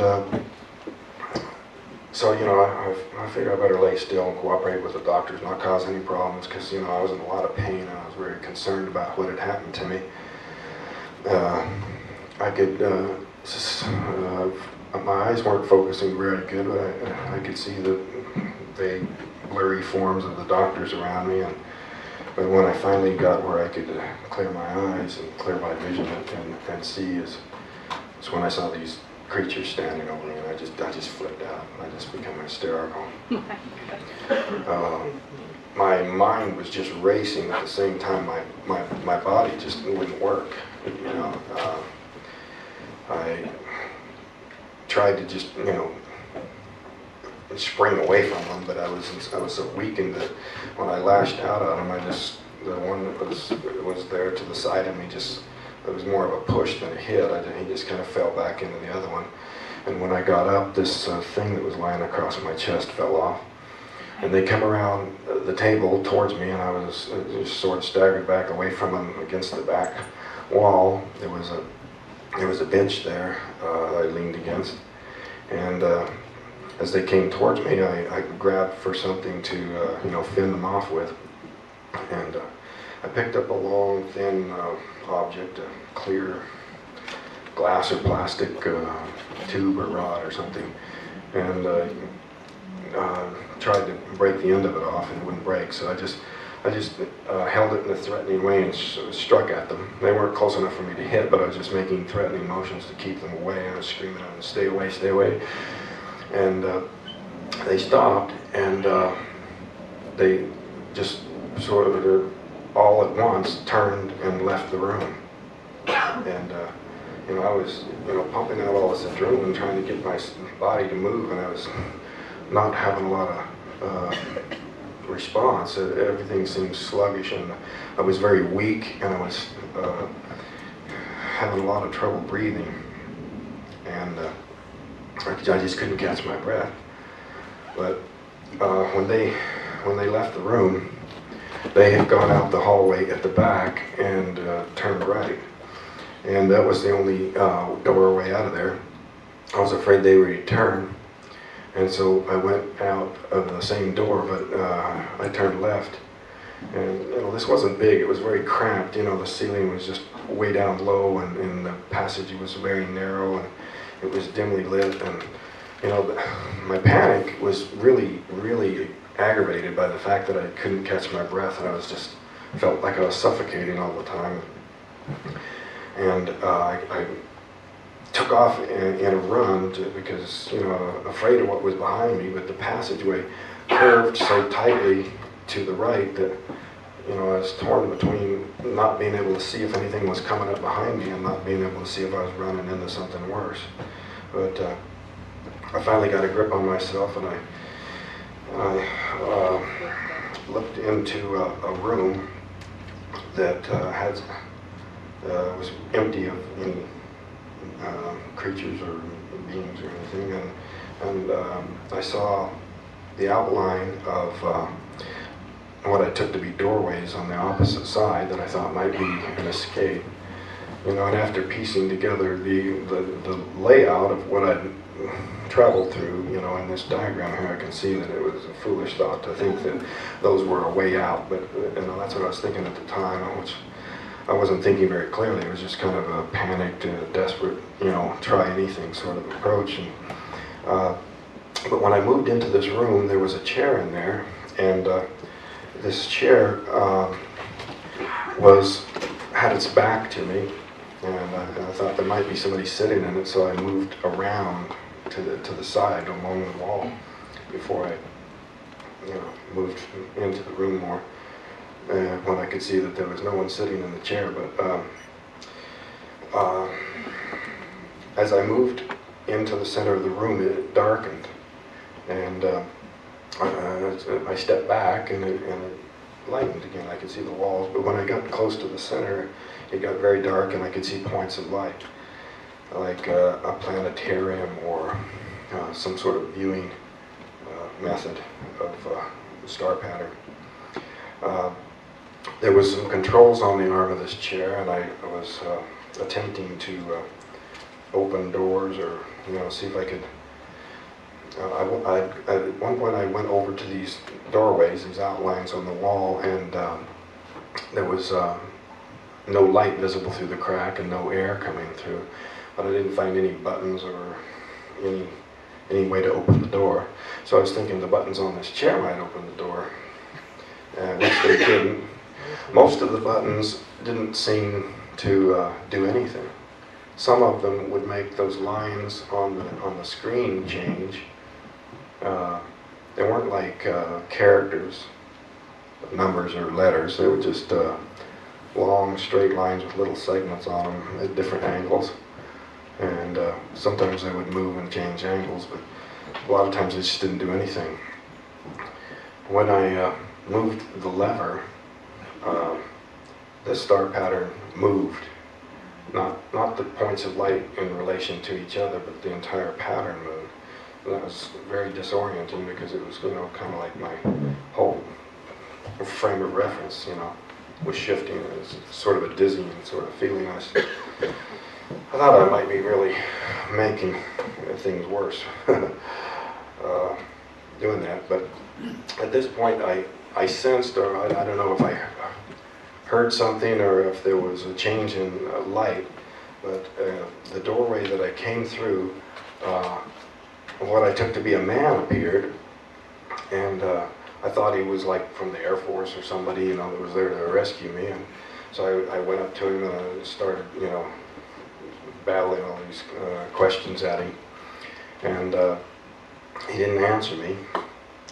And I thought, well, maybe it's because he was wearing this helmet and he either couldn't hear me or couldn't speak with it on.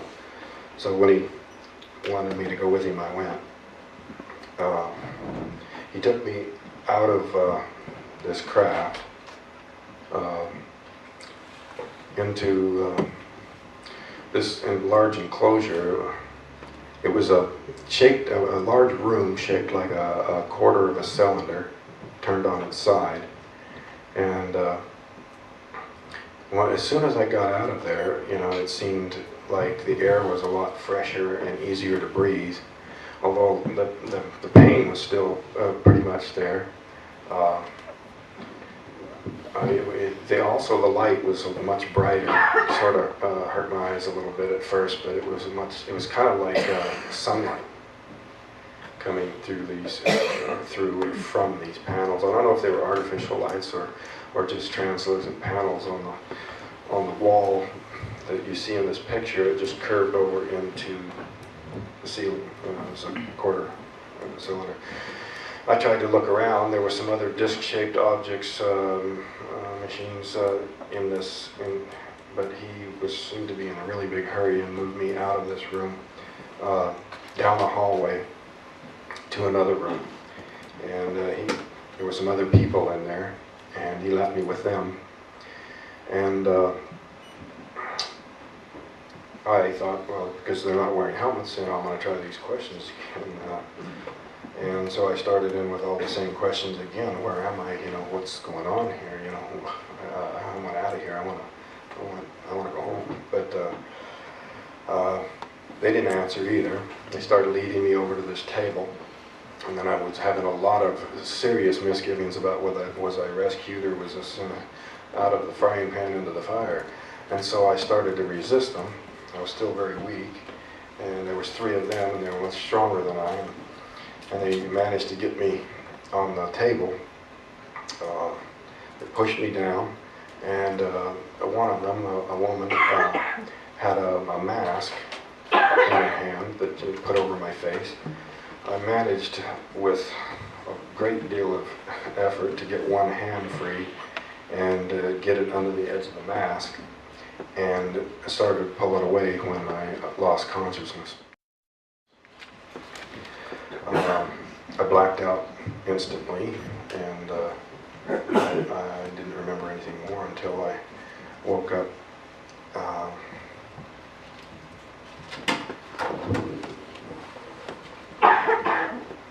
Lying face down beside a highway. It was cold. I came to very quickly.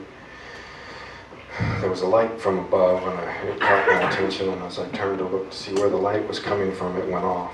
So I don't know whether it was a light on the bottom of this craft or a hatch closing, but I just saw in the dark the shiny chrome, polished like curving hull there for just a few seconds, and then it just shot straight up into the sky. And it moved so quickly. It stirred the air, it moved the tree and the leaves and the grass beside the road, but I didn't, you'd think it would just make a shrieking sound, like a bullet moving through the air or something. It moved so quickly it was out of sight. But maybe that was just partly because it wasn't lit. Anyway, I recognized this stretch of road. I saw the lights of the town down below, and I don't know where I got the strength, because when I got to my feet, I was so wobbly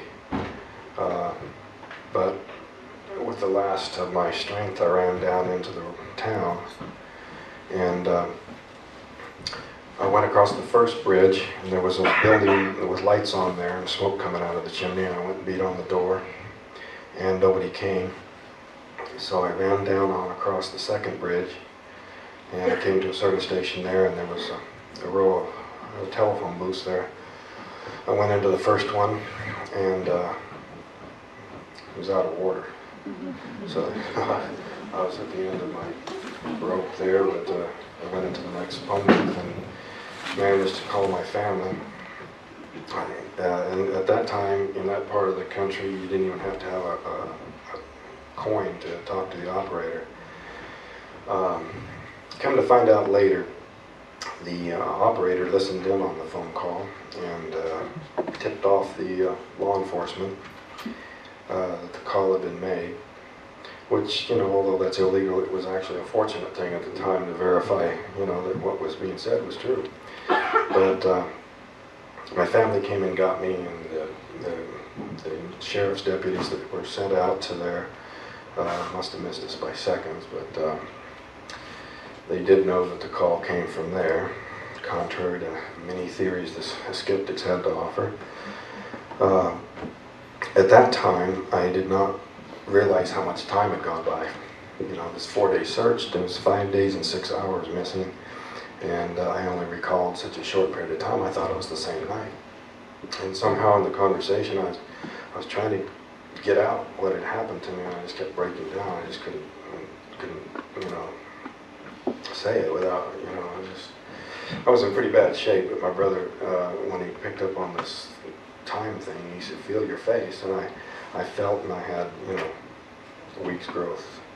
And I looked at my watch, the date had changed, and I knew how much time had gone on. It was quite a shock, and I just sort of went catatonic at that point. But he got me back to town, and I found out all the stuff that had been going on in my absence, that there had been news media from all over the world coming through town. It was just a mob scene. It was just crazy. And the family had received a lot of phone calls.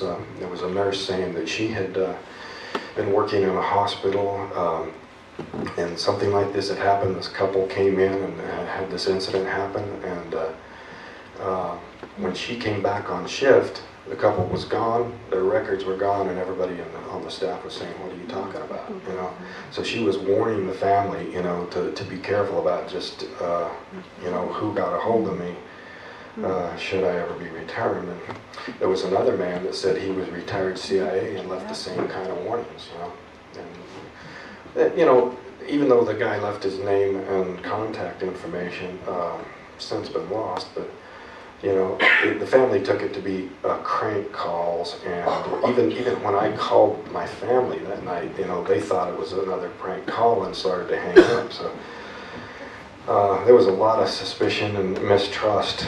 My brother took me to Phoenix at that time because of concerns of my medical condition, but he wasn't going to trust the local situation.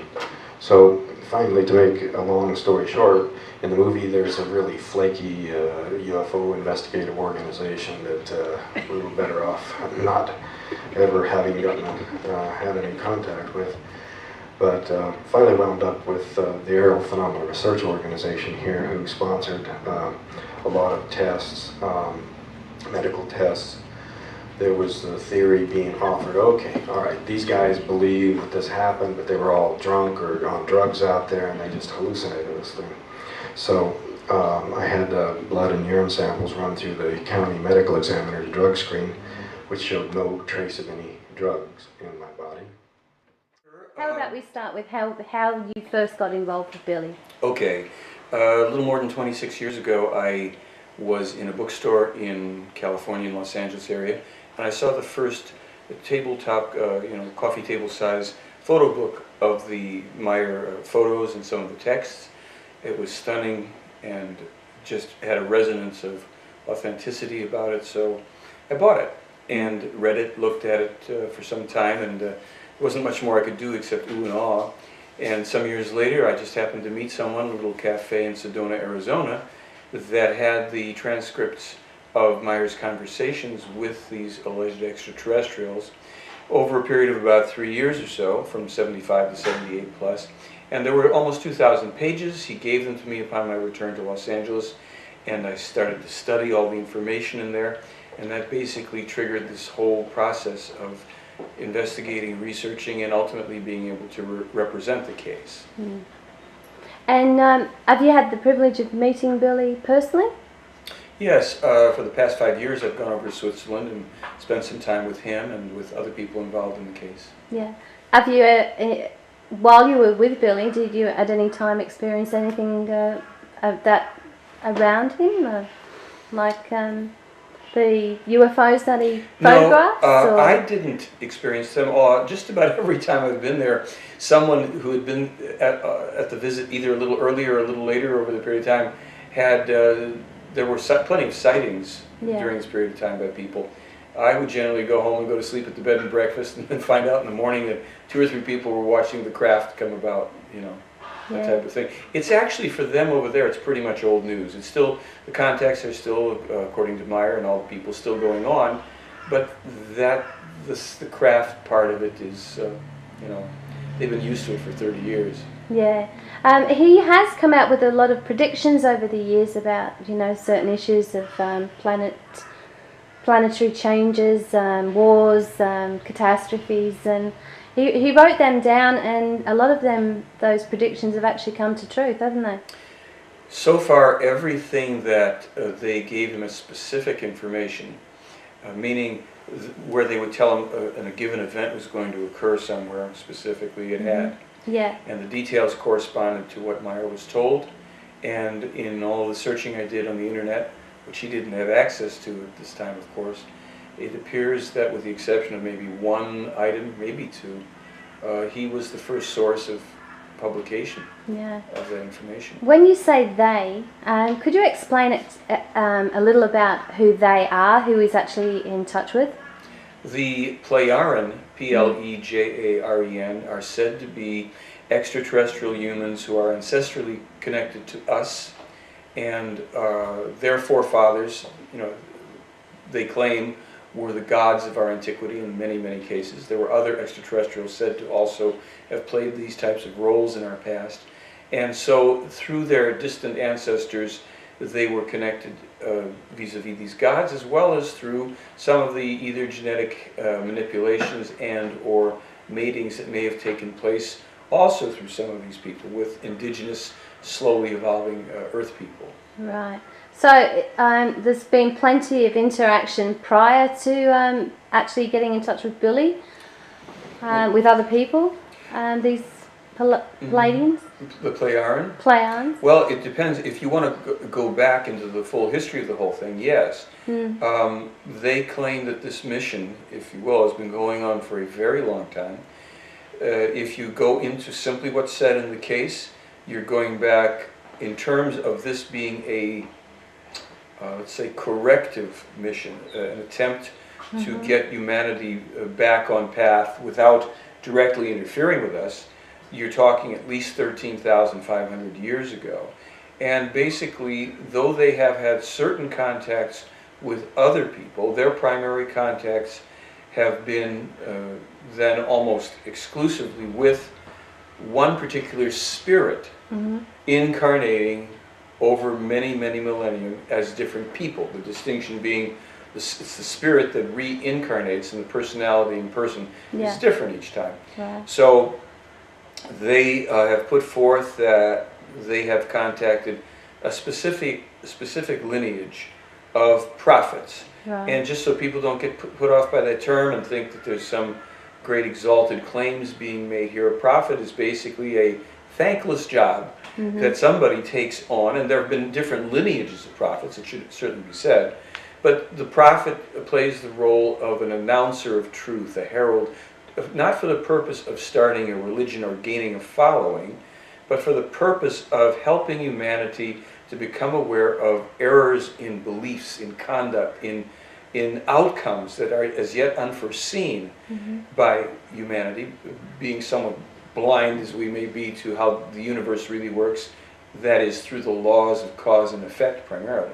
So the prophets have come or been sent, however you want to look at it, as a remedial measure, as a very generous, almost self-sacrificial, without meaning that they're here to sacrifice, but a sacrifice of a lot of personal comfort, and they take on an awful lot of discomfort, pain, very often being attacked, brutalized, murdered, what have you, in an attempt to put on the table for humanity those things which we, if we have the wit and wisdom to do it, would look at, digest, learn from, and use to help make course corrections so that we have a more graceful and peaceful future. Mm-hmm. And how difficult has Billy actually found getting that message across? There's been a lot of difficulty within the UFO fields themselves, I would say. Well, yeah, we could say that the primary difficulty has been dodging 21 documented assassination attempts. Wow. That means that there are people out there that are going to an awful lot of trouble to try and eliminate a hoaxer, right? Yeah, if right. people say he's a hoaxer. Huge, in terms of, let's say, the non-terminal type of attack, have come from, these attacks have come from the UFO community. Mm-hmm. People who simply say it's, well, his evidence is too good to be true. Now there's a trap. You either have evidence that's too bad to be true or it's too good to be true. And to this day, many of the know-it-alls in the so-called UFO community rail against Meyer, attack him. They might as well be the skeptics. And the skeptics, of course, are another grouping of people. And I did issue a challenge to the top international professional skeptics to duplicate only one of Meyer's photos in one of his films. I did that in 2001. International organization is known for as Center for Inquiry. Center for Inquiry West in Los Angeles. They said that Meyer's evidence was an easily duplicated hoax. And I said, great, will you duplicate one photo and will you duplicate this film segment? And they said, sure. Almost 5 years later, they've been unable to do it. All they could produce in 4 years were 6 little photos of a model UFO that they then emphatically refused to have tested to the same standards of testing that had authenticated Myers as being a real photos, real craft. Yeah, and like when I think of Billy Meyer, I think of the grown man who's the messenger.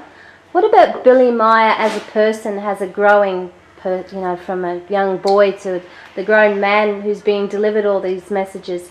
I mean, how has he evolved from little kid on up? Yeah, on up. Well, that's another element of the story. It's so amazing.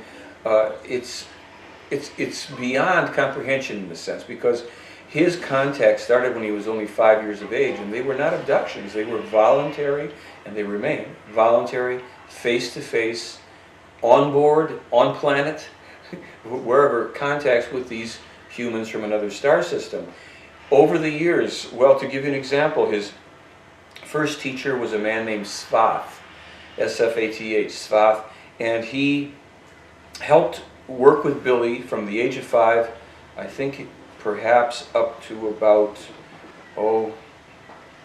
I'm forgetting the exact thing, it was something like 11 years, maybe 14 years of age, something, I haven't written down, but I don't know all the that's dates. all right. So he told him, not only did he tell him amazing things, he gave him future histories, coming events, prophecies, predictions.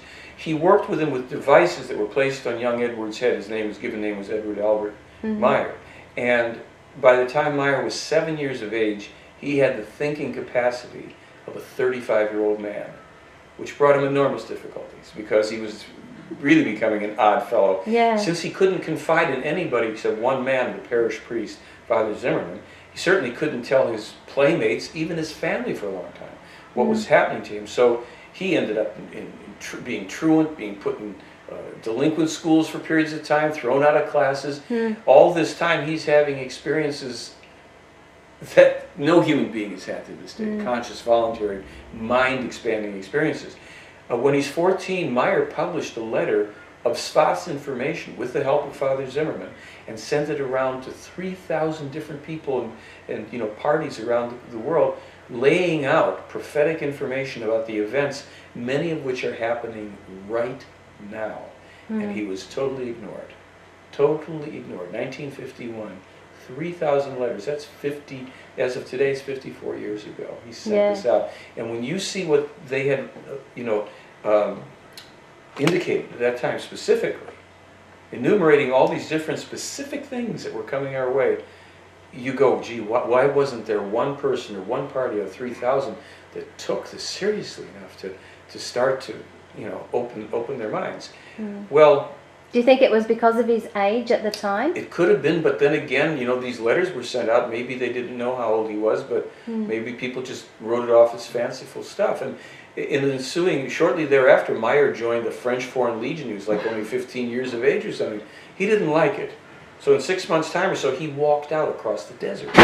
Very few people, little emphasis there for drama, but very few people ever survive leaving the French Foreign Legion, let alone walking across the desert to get out. Yeah. On top of that, he met many of the world's major players, people who would become world leaders. He met, when he was 10, his father took him to meet Gandhi one time. Yeah, actually, I've read that Gandhi saw a UFO. It's probably there. See, I didn't know that part. Yeah. Because I wondered, had Gandhi ever said anything to anyone else? So apparently he did. Yeah. Meyer met everyone from Gandhi to Saddam Hussein. Wow. Tito, the Shah of Iran, King Farouk. I mean, the most amazing variety of people. And of course, they were at various stages of ascendancy of power back in the late 50s and 60s. How did that come about, to actually be from a man in the country in Switzerland to becoming to meet world leaders? Yeah. I mean, how was that transition? Well, let's remember he was prepared for this task by people who were, if they exist, they're pretty advanced. And being pretty advanced doesn't mean just that they have craft that fly around. It means that they are advanced in their sciences, in their psychology, in their ability to transfer information, to teach. And he is said to be the current incarnation of a very old spirit, so the capacity to work with that person, that young person, to bring him up rather quickly through the ranks of experience and knowledge. When you see the photographs, as we'll be showing them tonight, of Meyer when he's 20 and 25 and all in all these different countries, you see a very worldly individual who's not just the little smiling, 5 or 8 year old boy that we first see. He's a man that traveled through 43 different countries on foot, 155,000 miles, picked up and did about 300 and some odd jobs in his time of learning and traveling. So he had been given certain impetus and direction, let's say. He had inside of himself a consciousness that was very advanced, so he appears to be a very just simple, regular fellow, and does to this day. So perhaps with a little help from the Plejaren and his own wits, he wound his way around places and to meeting people. He made himself of service to different people as a translator or a private detective, a snake catcher, you name it. He did all these different things, so he would weave his way around. We have a photograph of him standing with 2 palace guards in Jordan at King Hussein's palace. I don't know if you've ever seen the movie Zelig with Woody Allen. It's kind of like Billy Meyer is Zelig meets Indiana Jones meets Star Wars. Wow. And you put it all together and you got a guy, because today people think, oh, he's that little bearded farmer with those funny UFO photos. Yeah, well, that's what people in Australia probably think that's what he is. They have no idea. Yeah. The depth and breadth of this case and this man's experience, what he knows, what he can talk about. To this day, well, let me put it this way. Right above his property in Switzerland, where he lives with his family and people and they work, there's a military base, coincidentally right up the hill, right? A year ago when I was sitting and talking to him for a while, he says, I have to shorten the meeting because I have some people coming from the base that have some questions for me about some health issues and things. I said, fine. He consults with all sorts of people on all sorts of stuff, not as a guru or as a master, but simply as someone who has information about many different things. And indeed he does. He very often has been the one who will oversee the planting of the different trees and plants on the property. Since they took over that particular center, which was a rundown farmhouse with no floors, electricity, or running water, and they renovated and built it up, they've planted 10,000 trees on the property, in large measure to protect against the assassination attempts. Because there's so many people that wanted to shoot him, they put up a living blockade of trees, which made the place very beautiful. Yeah. About his life? And Yeah, his life, yeah. So, well, he, as a person, is reincarnated as a spirit of what would you say, an advanced being from Well, another place? Or? Let's put it this way, and this is what I call speculative information. See, Yeah. in the case you have things that are factual, meaning not only have I been able to prove them, anybody can. You just take the information, do your research, and go, okay, there it is. Yeah. Then there's the speculative information, which means I am not in the position to, or haven't been able to as yet, either prove it or disprove it, and that can be information that goes back long periods of time, which we don't have access to means of determining its truthfulness or not, or future events that haven't occurred. As far as Meyer is concerned, here's simply what's said in the case about him, and people have to understand that this is not done for any purpose of trying to start a belief system or anything else. Meyer's spirit had originated long, long ago, billions of years ago, and had already run through the incarnational cycle of millions and millions and millions of lifetimes in another star system, and had been a major leader for a long time in a certain dynamic. It came back into the incarnational pattern, which is not usually ever done, for the particular mission of working, especially with the problems inherent to Earth humans, because of a connection via the Pleiadian people and their ancestors, and going back farther to whom Meyer's original spirit form was. So in this incarnational pattern, Meyer, the agreement, if you will, the mission would involve Meyer's, we're using him in his term here, that spirit incarnating 7 times specific lineage of prophets: Enoch, Elijah, Jeremiah, Isaiah, Emmanuel, Muhammad, and Billy.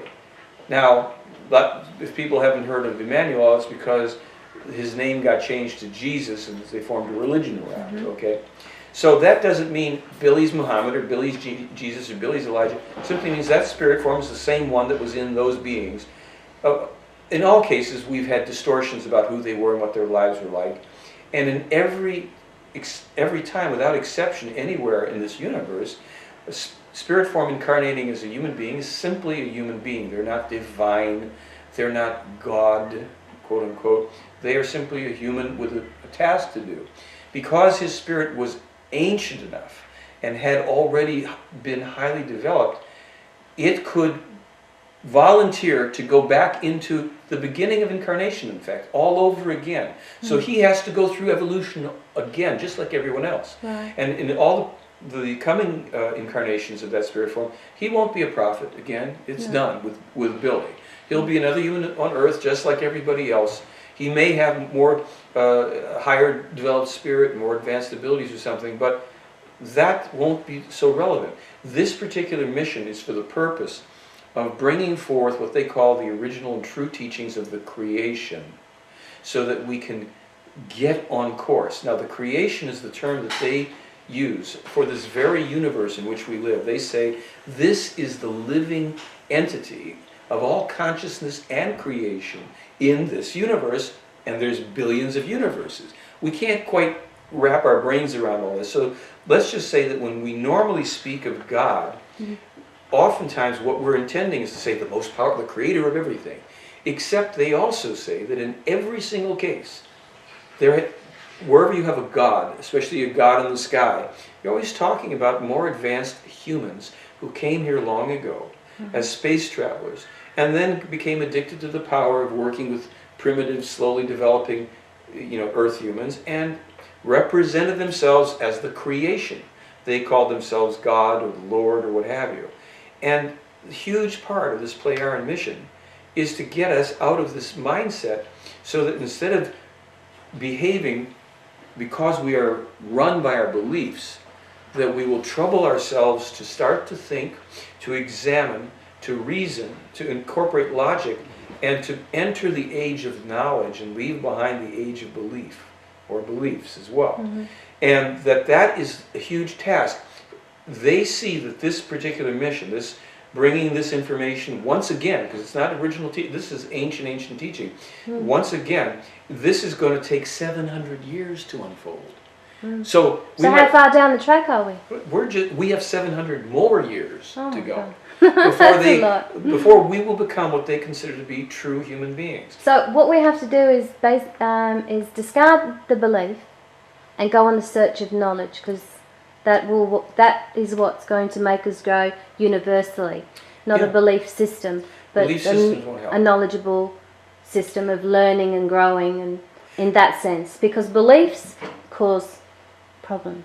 Cause big problems. Now, in reality, as we know it anyhow, beliefs are not that easily dismissed. You tell a world of 7.5 billion people, listen, get rid of your belief systems and let's get into reality and knowledge and truth. You're crazy. You're nuts. And as we can see also, we have at least 3 major belief systems, maybe 4 or 5 ultimately, that are going to be warring with each other, as well as the secular thoughts generated nations and policies and peoples, and some of whom will also be aligning with beliefs. It's a mess, because we're not operating on truth and knowledge, empirical knowledge. For instance, I say to people, do you believe in gravity? And someone will say, yes. And I say, well, why? What do you need to believe in it for? It's a fact. You don't have to believe in it. You have to acknowledge it because it's real. The problems with religion, without meaning to offend anybody's beliefs, but you know what? On the other hand, I don't care if I offend beliefs, because I don't care if anybody offends my beliefs. Someone would say to me, well, you believe this and so and this and so. And if they identify something I believe in, I'll say, well, okay, well, let's look at it. Well, you're right. That's just a belief. We all have beliefs. And sometimes people confuse values with beliefs. They say, well, you believe in good, this, that. I say, well, those are values I hold of human conduct. So if you go back to this idea of religions, let's say you've got 6 holy books or so, I don't know, the Old Testament, the New Testament, the Quran, the Bhagavad Gita, the Book of Mormon, Buddhist text, Tibetan Buddhist text, whatever, and you put all those in a nice big old long table, and you get 100 people that don't have any religious beliefs, and you say, we want you to come in, read each of these books, and I want you to line up behind the truth. You know, you're going to have people behind each one of those 6 or more belief systems. Now, right away, you know that if that's the truth, then that can't be the truth, that can't be. So suddenly in terms of logic, we're going to say, well, logically speaking, we don't have exclusive truth here, even though each of you think that's the truth. Because there is truth in every belief system. Yeah. But just like any other form of disinformation, it's wound up in control-oriented lies, rituals, superstitions, and hocus pocus that people get fed lock, stock, and barrel, and in our innocence, our fear, any number of things, we adopt a belief system. And I happen to think that a lot of people go into religions for actually good reasons. They want to be good people. We want to do good because we have a capacity. We're not inherently good, and we're not inherently evil. It's a perfect balance, and it needs both to grow. We can't just be good. We have to also make mistakes, even deliberate ones, but we have to learn and then not repeat them. Hopefully most of the mistakes we make aren't deliberate. But that is not a fault of humanity. It's a mechanism. The problem is when religions say, you are sinning, and there's a punishment for what you've just done, and it's an eternal damnation and all the rest of this, and we become enslaved by beliefs instead of by logic. Yeah. And it's very difficult. If your audience, if you are holding a strong belief system out there, and you hear this, you're going to think it's heretical, it's the Antichrist, it's demonology, all sorts of beliefs. You will be defending or attacking through beliefs rather than, well, what he's saying is simply what he's saying. I don't know if it's true or not true. How do I go about determining what truth is? And that's all really fundamentally what the case is saying here. It's search of knowledge. Go and get the knowledge, and then if you get the knowledge, and that will bring us to a natural peace. And peace is not passivity. Peace is dynamic. It's evolutionary. It's cooperative. It's challenging. War is easy. We just give in to our lower nature, to our aggression, to our fear, and we bash each other. So that's what Billy's actually doing. With some of his prophecies, though, he if you take belief out, right, and you've got the knowledge of what he said years ago, and now it's come true. It's not that he had a belief; he had the knowledge of what was being told to him, what may happen in the future. Right, and in all fairness, He may have been told things that he didn't know would be true, Yeah. but he relayed the information. He Yeah. never said you have to believe this. No. Here's what is said. Type it out. Believe it or not. Or Yeah. observe it and Observe find it. out. Same. So when you get something as dire and heavy and dismal as much of the Enoch or Enoch prophecies are, you go, oh, why would I even want to know about this if this could happen? Then and this is how my own process, I looked at maybe 50 years worth of prophetically accurate information. You have to understand there's no junk in here. They laid it out, and that stuff was occurring and still does, and things are still being validated and corroborated. You can almost, every month you're going to find 2 or 3 things. Myra was told before that now are so-called new discoveries. Well, when I looked at that body of information, I said, wait a minute. What they've done here is they've given us the most amazing, most significant, unparalleled body of prophetically accurate information. That built a foundation of credibility. Why do we believe or accept something as true? How do we know it's true? Well, if we get something and it checks out, say, well, that's true. Now you've got a body of truthful information given before things happen. That tells me one thing primarily. It warrants my attention to look at the warnings for today and tomorrow, because they've proven their accuracy and they're showing their intention. Their intention is they've taken 50 or 60 years slowly to say, here's how we build our credibility, and now we give you the thing we're trying to warn you about specifically. So if we as human beings have the wit and the wisdom, we will say, credible source.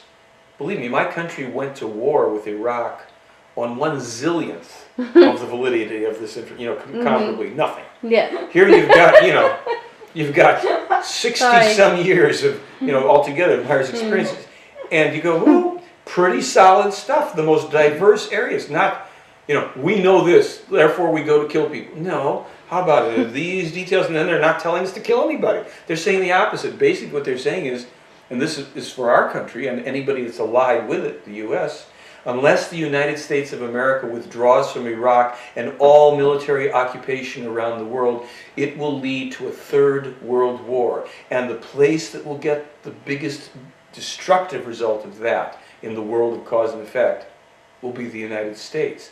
Not a cheerful message for me or my fellows at home, but one that they successfully ignore so far. So that's one of the things that he's written.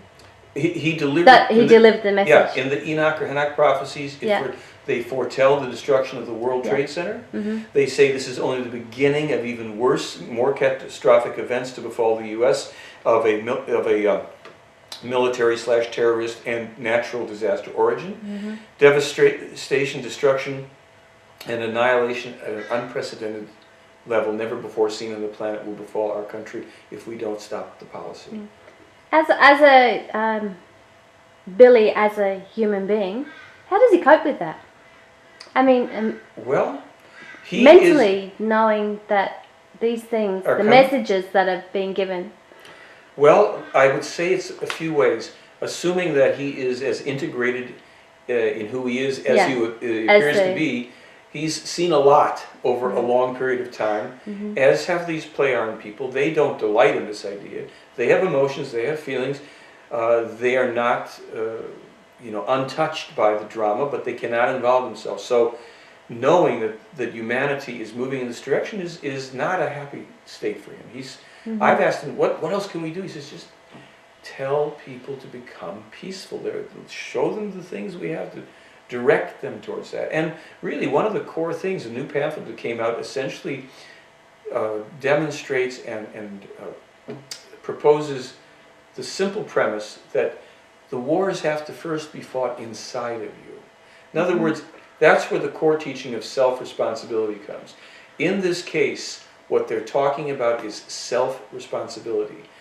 If we begin to become aware of our thoughts, our feelings, the impulses to action, and consciously notice what we're thinking, feeling, and doing, with education, such as is contained in this case, in other places too, where there are good philosophies and teachings of moral conduct and all the rest, we will not send out thought forms of aggression. We will not allow ourselves to be stirred up into hate and blind, anger and rage. We will not act those things out. We will think them through. We will struggle to come through a logical position. And this is not about pacifism, because they say every creature in creation has a means of defending itself, because there is always aggression. There's always attack. There's always a defense. Because in the dynamic, remember we're talking about positive, negative, good, bad, light, dark, yin and yang, you need that for life to move, but there always must be a growth, a dynamic movement towards evolution and peacefulness, but that requires protection. So if people give up their means of self-defense, it's a spiritual crime. It's not only a right to defend yourself, it's a responsibility. If a person or a people discover that somehow they have bought into pacifism and we will always turn the other cheek, then we've misunderstood, because to allow yourself to be victimized is a spiritual crime. So it's very complicated. These people have weapons, they just don't attack with them, they defend with them. They loaned Meyer one of their antique beam weapons. He put a hole in a tree all the way through an apple tree. Oh, could he have drilled it? Not likely. Why not likely? Smooth as glass all the way through. Everything in a straight line into the forest is singed. When the investigators go and measure, they say, well, that's a pretty good trick with a drill.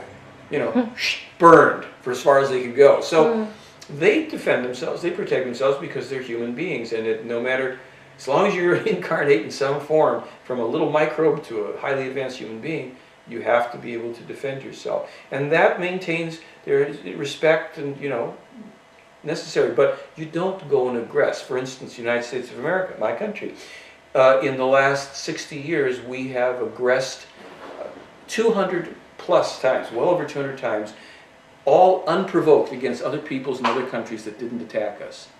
The latest thing I just saw on the internet, I think it was the FBI went and assassinated a man in Puerto Rico. Now, he might have been a controversial fellow, but he was 72 years of age, sitting around with his wife, and he surrounded his place with a SWAT team and helicopters, shot him and let him bleed to death. Well, that's not exactly a good way to go. How dangerous was that man? Hadn't attacked anybody.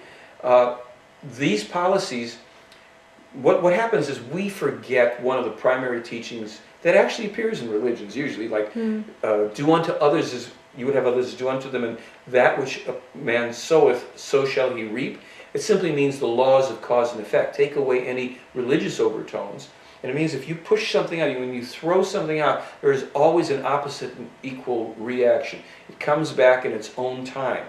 We, in America, when we see things happening, be they natural disasters, attacks, anything else, we have to also look at the causative actions. Now, it doesn't mean that everything that happens to you, you've violated somebody or something. There's weather storms that happen and all the rest. But just like we've extracted all this petroleum and natural gas from the earth and upset the tectonic plate structure, which we were warned by the Pleiaren 30 years ago, this is going to lead to volcanic eruptions, earthquakes, tsunamis, floods, climate changes. You're burning down your forests. You're going to have catastrophes upon you, in ever increasing in frequency and intensity, because of your ignorant action. So when you go out and you invade a country for so-called national interests, which aren't your business to do, sooner or later you pay the price. And if you look throughout history, there's always a leveling. One way or another, that pendulum comes back and cleans your clock. Yeah, wow. That's a big responsibility, getting that message over. Well, it's a law of physics. It shouldn't be so hard, but we don't teach this in school. We teach all sorts of mumbo-jumbo and either, hyper-religious or hyper-secular stuff that it doesn't accord with reality. Don't throw it out unless you are willing to have it come back and hit you in the face. So if you're going to send out actions and thoughts, make them be the things that are preferred, that you'd like to experience as well. So that way we create peace by treating people as we'd like to be treated. There will be people that will be irrational, there's no doubt. As far back as in the 50s, they told Meyer, there's going to be an upsurge of religious fundamentalism, craziness coming from many parties. And it's not exclusive only to Islam, but it is there. Yeah. It's in Christianity, it's in Judaism, it's in Buddhism, and it's in Hinduism. It's in all of these forms that start to polarize so much, and they have the one truth, and they're going to kill you if you don't take it on. Well, you can't just sit back and let people roll over you, but you also You don't invest in these people. You don't support them with your CIA and just try and direct them against somebody else, hoping they won't come towards you. It's complex. This is real life. There's no snapping of your fingers, but it's either we have the principles intact or we don't. Right now, we don't. Yeah. And you personally, right, you've taken on a bit of quite a big task, getting that message out for Billy. Well, I like it. How does that impact on you? I mean, public reaction? Well, as I say, the people that I've had the most trouble with have been the UFO researchers. Sorry about that. And the skeptics. You're in Australia now, you should be okay. Oh, well, I don't care. I don't mind it. Because you see, it's okay. You know, because look, I haven't gone through this. Billy's the guy that's gone through all this stuff. I'm a reporter. I'm a researcher. In a way, I don't take it personally. And if people are mad at me or at the material, I think, well, let's deal with the question. Let's deal with the issue. Let's deal with the challenge. If you've got a good challenge, what you're going to make me do is work harder. If I work harder, I get in there to refine and find out, well, is it possibly wrong? Is there something I don't know? Or, oh my gosh, it's opening up even more stuff. And so when you come back to the skeptics with this next layer of revelation that their own challenge has provoked, it's like they don't have enough fingers to stick in the dikes to plug the holes. You know, they're going, well, I'll stick my nose in it. You did. You stuck your nose in it. You know. So, in a way, I say to people, this is the easiest thing to do. Easy in the sense that it's there. It's not filled with lies that you have to keep. Billy doesn't have to sit there and go say, oh, what did I tell you last year? You know, oh, it's this. You ask him a question. If he doesn't know the answer, he says, I don't know. If he knows it, he tells you the answer. I tried to trick him, as I was talking to you folks earlier. I tried to trick him with something I'd asked him a year ago. The answer was the same, boom, just like that. And he's had quite a few conversations in a year, as we all have. He probably has had a few more. So you start to get a sense of a person's character and their truthfulness, and I consider it an honor to be able to simply report what I've found here. It's like I don't, you know, I don't consider myself some big cog in the deal. There's other people who can pick up the slack if I'm not doing this anymore, and there are people around the world now. I've had visitors from at least 80 countries to my website, and I've gotten emails from all over the world now, the people that now have the DVD or the different books or the videos and stuff, and I'm going, okay, well, the cat's out of the bag. You've uncorked the bottle, the genie's out there, like that sound there, you know. So it's a done deal, and from here it'll just be a. Yep, excuse me a minute. Go. So really with disseminating the information and making it available to people, it can't be stopped. It's a done deal. We may go through the changing times either dramatically and very, very painfully, or a little more elegantly, a little more gracefully. The more people that even hear about the case, you know, I'm representing this case, I'm not saying there aren't other contributing things, but the more people that hear about the Meyer case and start to look, that realize that there's a peace meditation. Probably one of the most important things in the entire case is what's known as the Salome peace meditation, an ancient meditation that's actually performed by not only some people here on the planet, but by 3.2 billion extraterrestrial humans on our behalf. If we could get an expanded network of people on one weekend, 20 minutes. It's on my website. They can look and see how to do it.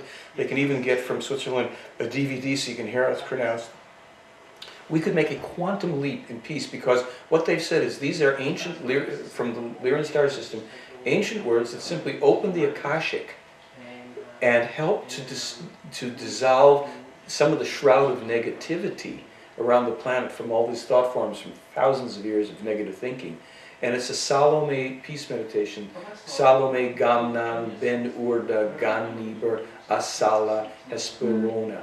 It's kind of quick pronunciations, stretched out a little more than that. But this is done for 20 minutes. And it's being done simultaneously, as I say, by these extraterrestrial humans on our behalf. But it can't work fully without more and more people participating here. That put into motion is a huge thing that people can do if they sense that that's positive for them. Taking your peace symbol, remember your peace symbol from the 60s? Turn it right side up. It's upside down. It is right now, and has been for the past over 30 years, literally, we've been walking around with a symbol of death. The Nero cross, the upside down, the root, it's a symbol of death and militarism. It's a sword with the branches going down and one thrusting thing. the peace symbol as it's meant to be, and that's shown on the website, Yeah. it's a tree of life. You turn it upside down, and now you see those two elements that we're pointing down are open and up. Yeah. And it's an upward energy, openness, harmony, peace, life. And a simple mechanism like that, use it, turn your peace symbols upside down. Feel free to take it and put it on your stationery, start using that idea, and don't run out protesting for peace with a militant symbol. Embody that symbol, use the symbol, and don't go killing people with it, beating them over the head with it. Yeah. It's not the way to do it. So a lot of this stuff I'm giving, the Cliff Notes version of it, but it's in the case, and there's plenty there that gets right down to how societies need to structure, what's appropriate for immigration in worlds where you still have various countries and boundaries and borders, why we should dismantle every nuclear power plant, how toxic that is, the proper way to have rotations of births to limit population naturally so we don't have to have pestilence and disease and wars, and you'd be so surprised. You go, oh, where's the UFOs? Well, that's the ships they came in. Like in our country, Columbus arrived offshore with 3 ships, the Nina, the Pinta, and the Santa Maria. Okay, great, we got the ships out of the way. Who are these guys and what are they here for? Yeah, right. In this case, okay, it's very dazzling and fancy UFOs. Oh, extraterrestrials, how wonderful. Well, what are you here for? That's why when people talk about so-called contact cases and what they're photographing and filming, I said, I don't even care about UFOs because I can't do anything with UFOs. I've seen them. I've seen the best UFO photos and films in the world. Okay, now what? What's the content? What do they have to offer? What piece of the puzzle are they putting on the table for us to put in place? Not what are they going to do to set us straight. I don't want anybody coming to save me again because you're in trouble all over again. No. What's the piece of the puzzle here? They put that one down. We've got our own. Okay, now the picture starts to come into shape. Yeah. And that's very much what we're trying to do here. Yeah. It's not dramatic, it's slow. Leadership, not from the top down, from the bottom up. Exactly. One person at a time. Someone who starts to get this and discusses with those, not to teach and make people follow or get involved. If someone resonates, if they're interested and you're talking, you start to create that network. That 100th monkey thing happens. The ripples in the pond, all the different stones are dropping. Now you've got these different interference patterns that are creating a web of strength in consciousness. And that will be the foundation upon which a new world, not a new world odor, but a new world gets built. So we're leaving that idea behind. Yeah. And we're beyond. We're beyond that. And it's going to be very, interesting the way we go about it. These are people, by the way, the extraterrestrials in our case have calluses in their hands. They work on their own land. Now they're not dependent on that for their food. They have high, agricultural, but these are people that have gotten back to the primary idea that you live somewhere and you work somewhere and you take care of life and you contribute to your society and your society contributes to you. They don't have politics anymore and they don't have money. They have high accountability. Their leaders are the most spiritually and philosophically wise people who also have to do their 2 hours of work every day on the planet. So you don't have hierarchies. You don't have celebrities, and they're not there to accumulate wealth. How many pieces of paper do you need if you have access to a craft in which you can leave the planet and travel through the cosmos? You can learn the most amazing things. You can interact with other give me green pieces of paper. And Australian money is very beautiful. It really is. But I'll take the capacity to do all this stuff. The price. I'll take the ride. Wouldn't you take the ride? Yeah. But the price for the ride is to give up acquisitiveness and trying to accumulate the excessively unnecessary amounts of material goods. You can have my camera then. Okay, I've been waiting for that. Start? That's what this was leading to, I want that camera. You want that camera? Yeah. So, that's amazing. And they have to conform to certain order, but they have great freedom at the same time. Yeah, and I don't doubt that tonight people will be very enlightened with your information. So I will wear a protective suit. Thank you.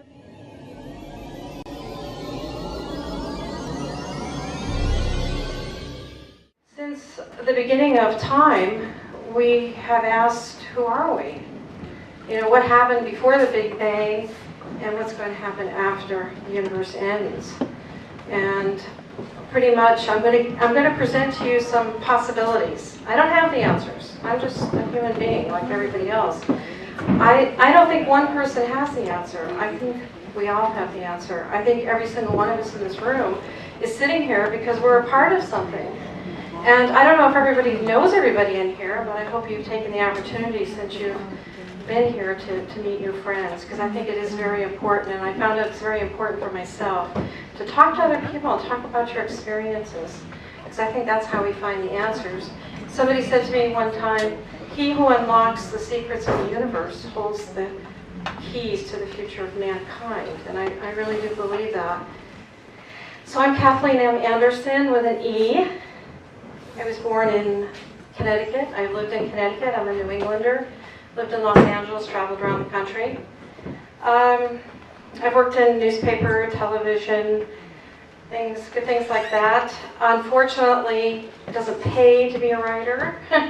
In the United States, it's one of the lowest paying jobs in the country, so I do have a mortgage business, which is when times get economically bad in the United States, people need money. They need to keep taking more money out of their house. So that's what I do. And as I said, I'm here to just present information, not to make any conclusions. I'm trying to find the answers just like everybody else.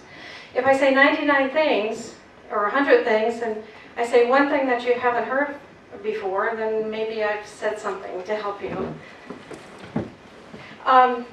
So on June 24th, approximately 3 o'clock in 1947, a pilot by the name of Kenneth Arnold was flying, and if I'm in your way, let me know. A pilot by the name of Kenneth Arnold was flying from Oregon to his home in Idaho when a glint of light caught his eye. And as you probably all know the story, he reported 9 flying objects over Mount Rainier, which is 14,410 feet. The press got a hold of the story because Kenneth Arnold was part of the sheriff's deputy, and it started a UFO frenzy that is continuing to this day from 1947. The name Flying Saucer came about because one of the objects that Kenneth had seen, obviously, was around and skipped on the air like a flying saucer. But if we go back and say, is this the beginning of ufology? No, I don't think it's the beginning of ufology. I think ufology has been with us for a very, very long time. This is Mount Rainier. It's a very large mountain, comes out of sea level and goes up high. About 3 years ago, I was talking to somebody, and they said, you really need to look at the history. You really need to look at history. And I said, I don't really want to look at history. I don't like history. History is not. Geography I like. History is not one of my favorite subjects. And they said, you have to look at history, because maybe the key to what's going on now is in history. Because I said, well, I want to know what they're doing here. I want to know who the Greys are. What's UFOs? What do they want? What's their agenda? I want it right here. I'm an Aries, so I tend to be impetuous. So I started doing some digging. I've always been a Zachariah Sitchin fan, but I kept going through, and I didn't grow up with the Bible, but I started to digging into holy books, not just the Bible, but the Kabbalah and other mythology. I'm Celtic, I'm Irish, and said, maybe if we take mythology, archaeology, and these holy books, maybe they all come down to one source. And maybe the stories that we hear have some clue to who we are, and who are we, and what's happening here. So, we all know Ezekiel and Elijah and Moses. They've had some contact with gods, and I always say gods with little g, and that's not to offend anybody that is religious here, but I do believe there was gods with little g's, because the gods with the little g's had the capacity to fly in the sky. And if you look at some of the stuff that was written, and as I said, I'm a pupil of Zachariah Sitchin. I took his last class that he held, accreditation, so I could teach his material. But I didn't want to be controversial, because Zachariah Sitchin, let's face it, is a man. He's just like everybody else. What does he know? I mean, he's just going to interpret everything. So I started doing a lot of research at the cuneiform writings of Oxford University, University of Pennsylvania, and University of Chicago, and said, how do the scholars look at what happened in the past? And who are these gods? What were they flying in? What were they doing up there? So we go down and we realize when we start looking at the commonality of stories that the gods have the same characteristics as we do. I mean, they're very similar. They had 2 arms, 2 legs. And that they had the same characteristics that we do. You know, they experienced love, the Inanna thing, love and hate and war. They were jealous, they ate, they had sex, and they drank beer. They liked all the indulgences that we do as humans do. Now, a lot of people see the depictions that are sitting in Iraq right now, and isn't that funny? We're talking about kind of the coincidence. It says to me, well, the Mesopotamian Valley is some of the oldest in the world, and yet the United States has chosen to go over there and have a war. And of course, I was always, my biggest thing was, I was, well, wait a minute here, what's going on there? There's some wonderful artifacts that could be lost through this whole thing. So, a lot of people think that the big, I come across people and they say, they think that basically from the writings we've had from Sumerians, that the Sumerians are the big, tall, bearded beings that were there, and they're not, of course. Those are the Assyrians and the Babylonians. The Sumerians sprang into the Mesopotamian Valley about 5000 BC. No one knows where they came from. If you look at mainstream archaeology, they don't know. Some people say they came from the sea.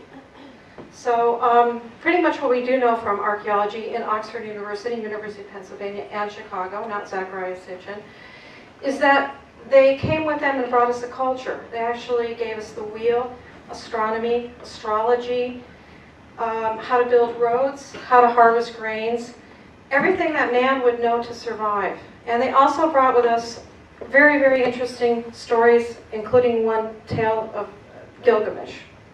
And Gilgamesh, as probably everybody knows if you read it, please, if you can find a copy of the Book of Enoch, read it and find out that if you take that basis of what was left to us in writing, our first forms of writing later became things that we interpret in the Bible.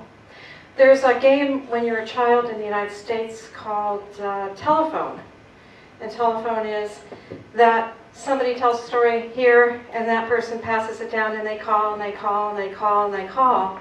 By the time we started with this story and by the time we end up with this story, it has a lot of interpretation and meaning. And that's pretty much how I feel about what's happened to anything we read. It's interpretation of man. And let's face it, I'm a writer and I know that when I write something, you put a little bit of your own ego in there. So you say, what does Sumerians have to do with UFOs? I think they have a lot to do with UFOs. Because they left us a tale of gods, little g gods, that were in the sky and they could fly. They came down from the heavens. As we know with Ezekiel, they came with the fiery chariots, the wheels. There's a good book out. I don't know if you can even find it anymore. I think it's called the Gemini Project. It's a really rare book. Maybe Bill Chucker has that in his library.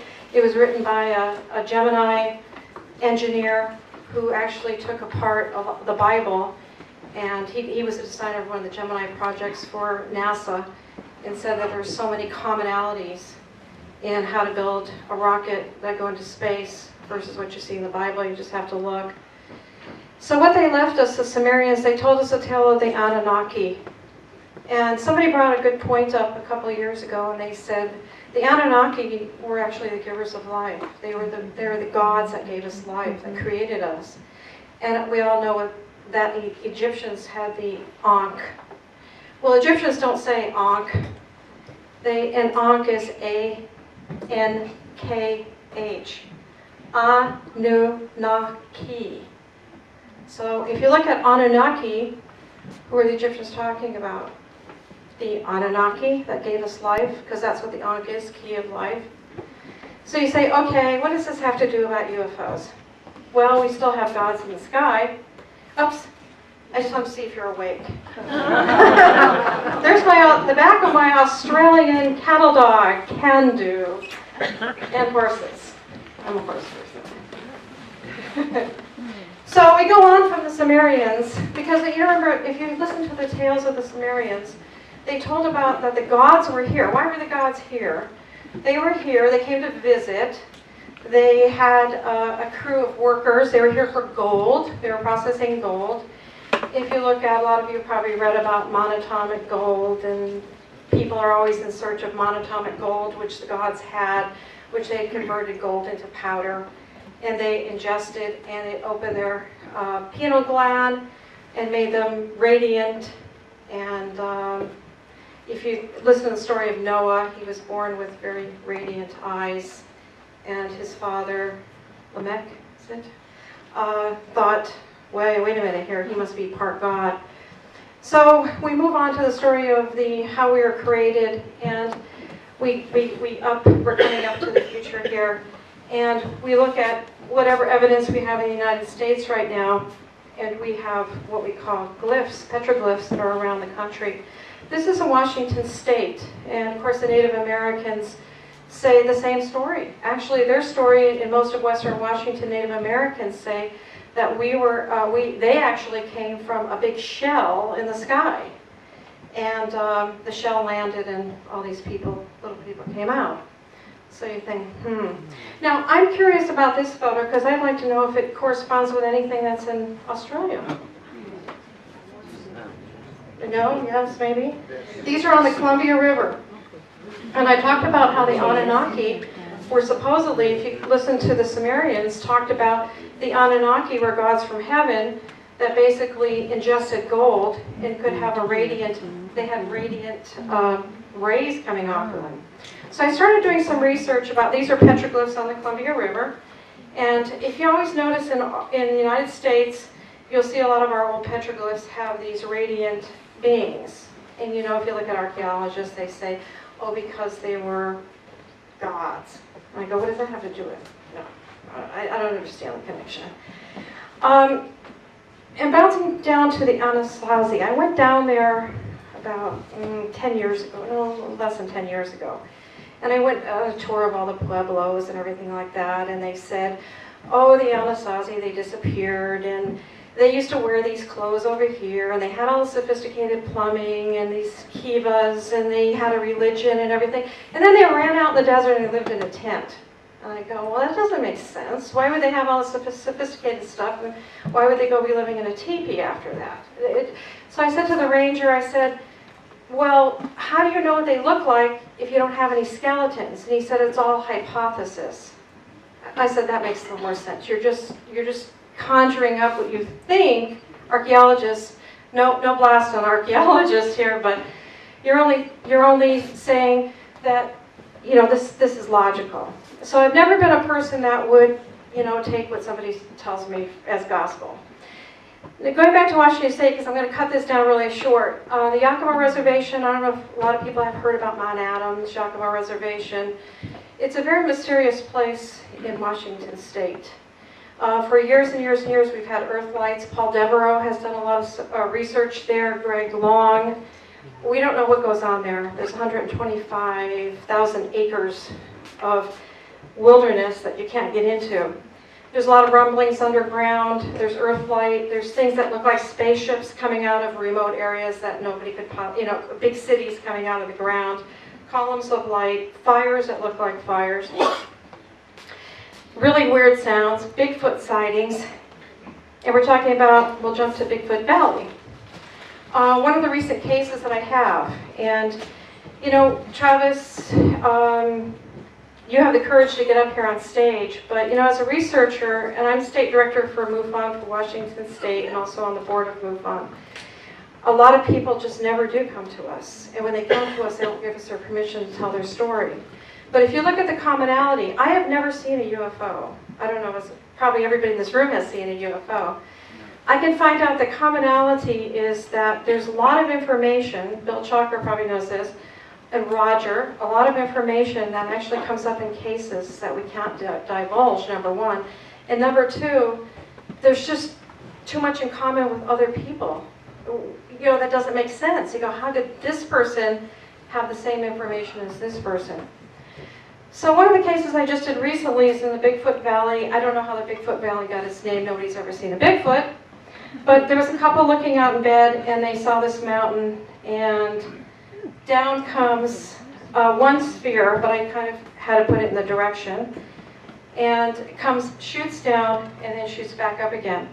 And I'm bringing up the sphere because in the United States, a lot of our sightings right now are more globe-type golden spheres, which was a sign of, I think, Thoth, when you come right down to it. If you look, this comes from the National UFO Reporting Center, and Peter Davenport would be very upset with me if I didn't tell you to go get his brochure out that I put on the table there and his business card, and check out his website. But we're getting an awful lot of this over the past, especially the past year. And if you think about aviation, I'm not a pilot, that if you're going to develop some kind of flying machine to go around, I guess this, a round globe would be the perfect thing to get around in. You wouldn't have to go forward or backwards easily. We had another golden orb that came. I had to use that graphic, but come down. We've had a couple of them in Washington State now. I don't know what's going on. I really don't, but I know something is going on. Another lot of reports that we get is iridium satellites. I don't know if you get iridium satellites here, do you? They basically go across and then they flare up when they catch the suns. We get a lot of reports from there. So we go back to Travis's experience and everybody else's experience, and you say, what is going on here? You know, and I heard somebody actually mention about Travis's nationality. I'm a big fan of Sir Lawrence Gardner also, and you look at, you know, what could be possible? What if there was a civilization of gods and they had to leave the planet, which they did, we know they had to leave. Unfortunately, man took over, kind of made a whole mess of things, changed things. So did they leave behind possibly the Watchers? And what are they watching for? What are they looking for? Travis and I were talking about DNA, and we were saying that, you know, we're just finding out so many things about DNA now. What are they going to find out? Like, they're saying there's so many strands in the DNA chain that don't mean anything. And we all agreed, and Jerry was saying, do they really not mean anything, or do they really, we just don't understand what they mean? And is everybody in here, and this sounds horrible, but is everybody in here possibly in here for a reason? Maybe you're not out watching rugby or football. Maybe you're in here because you're a descendant of something that was here, and maybe you are being monitored. And that's how we look at it at Mufon. We're finding out there was some statistics we just released, and I don't know if you're going to read about them too much unless you get the Mufon Journal. And over all the years that we've done cases, we have found that on the abduction scenario, there's actually 3 types of situations. There's people that actually participate. There's people that are willing participants. There's people, I have had dreams about this, so that's why it's kind of creepy in a sense. There's actually people that help other people, like, come on, come over here. And there's people that go unwillingly or don't understand that they're part of it. And so we have to question, is part of the whole abduction a DNA study? Are we being watched? Are we descendants? There is a high amount of Celtic people and Celtic backgrounds that do fall under abductions. I don't know why, but that's a fact. That's an absolute fact. There is statistics. I can't mention them because if I start mentioning them, I may offend certain groups, but there is information. Mufon, we're not, in the United States, we're not going to be having meetings so much anymore. We're actually more of a publishing company from here on in over the next year. They have all the database for APRO and Mufon since the 50s. All those things are being archived and they will be online. And Mufon will be selling that time to go back to every case that we have. And they have something like 1.2 million pages of reports that will be available to the public. It's not a big hole like everybody thinks. So in conclusion, you know, where does this all fall? Where do they come from? Okay, so if there is aliens or whatever, where do they come from? Time travel. The one commonality I was talking to Travis about was about 2 years ago, a scientist by the name of Lujan Wang used particles and got them beyond the speed of light by using a form of radon gas. In the Bigfoot Valley, there's large deposits of uranium and radon gas. Travis was saying that there is radon gas, not radon gas, but there's uranium up in your mountains too. So you have to think, Okay, here's a possibility.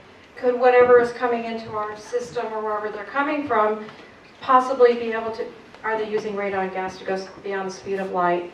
Rudy Rucker, a physicist in the 1980s, said that if you were, his theory was, and he didn't write about UFOs, he's writing about physics, if you were living on level 1, you may not know there's a level 5 if you didn't have a way to get there. So possibly life is a lot more complex and a little more multidimensional than we'd like to say. I did an interview with Michio Kaku a couple years ago, and of course his theory is that everything moves, everything is vibrating in continual perpetual motion in the space. If you might be a C string, you might not know there's a D string next to you. If you were broadcasting on 101.1, you might not know there's life at 98.5, which makes a lot more sense. We go back to John Mack. Our experiences that people have internal. Is the mind so powerful that we can actually create things? I'm a firm believer in that. When we talked about the Sumerians coming from the ocean, did they come from civilizations that were lost?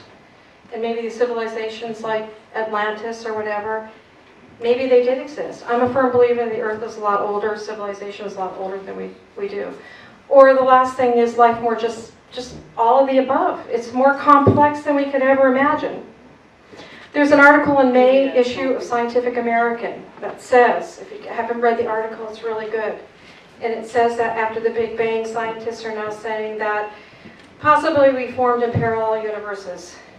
And if you look at some of the ancients, they were trying to tell us about geometry, sacred geometry, mathematics, maybe is the key to where we come from. And basically, maybe they were trying to say that if these balls were in perpetual motion, and this was our universe, and this was the next universe, and these they don't always simultaneously are not next to each other. So it's not a light year thing. It's possibly a wormhole time, a way to get over the time. And there we are. Kenneth Arnold, before he died, said, and he didn't want that experience.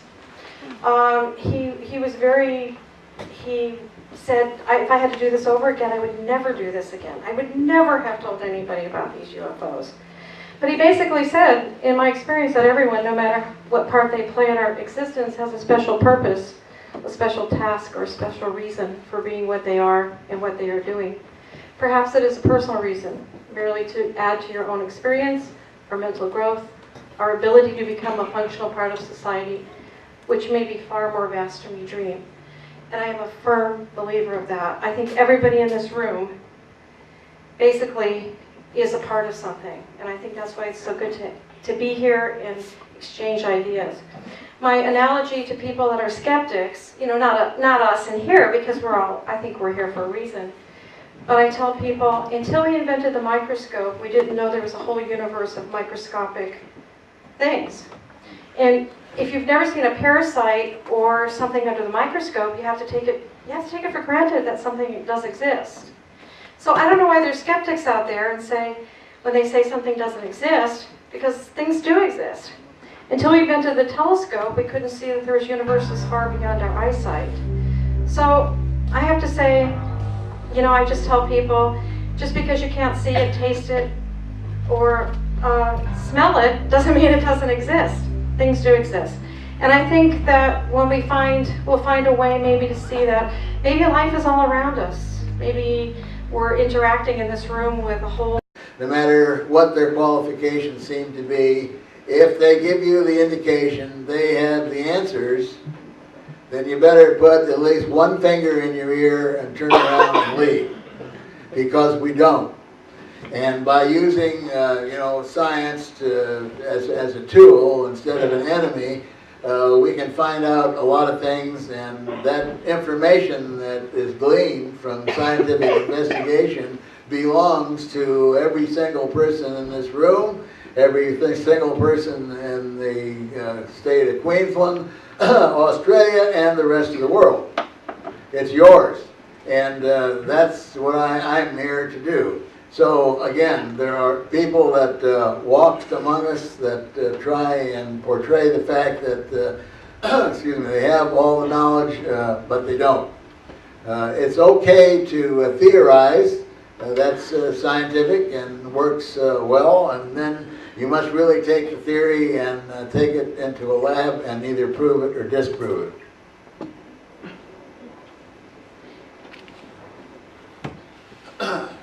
Now, if we could have the house lights down and see the first slide, I'm going to take you through a rather rapid slide presentation.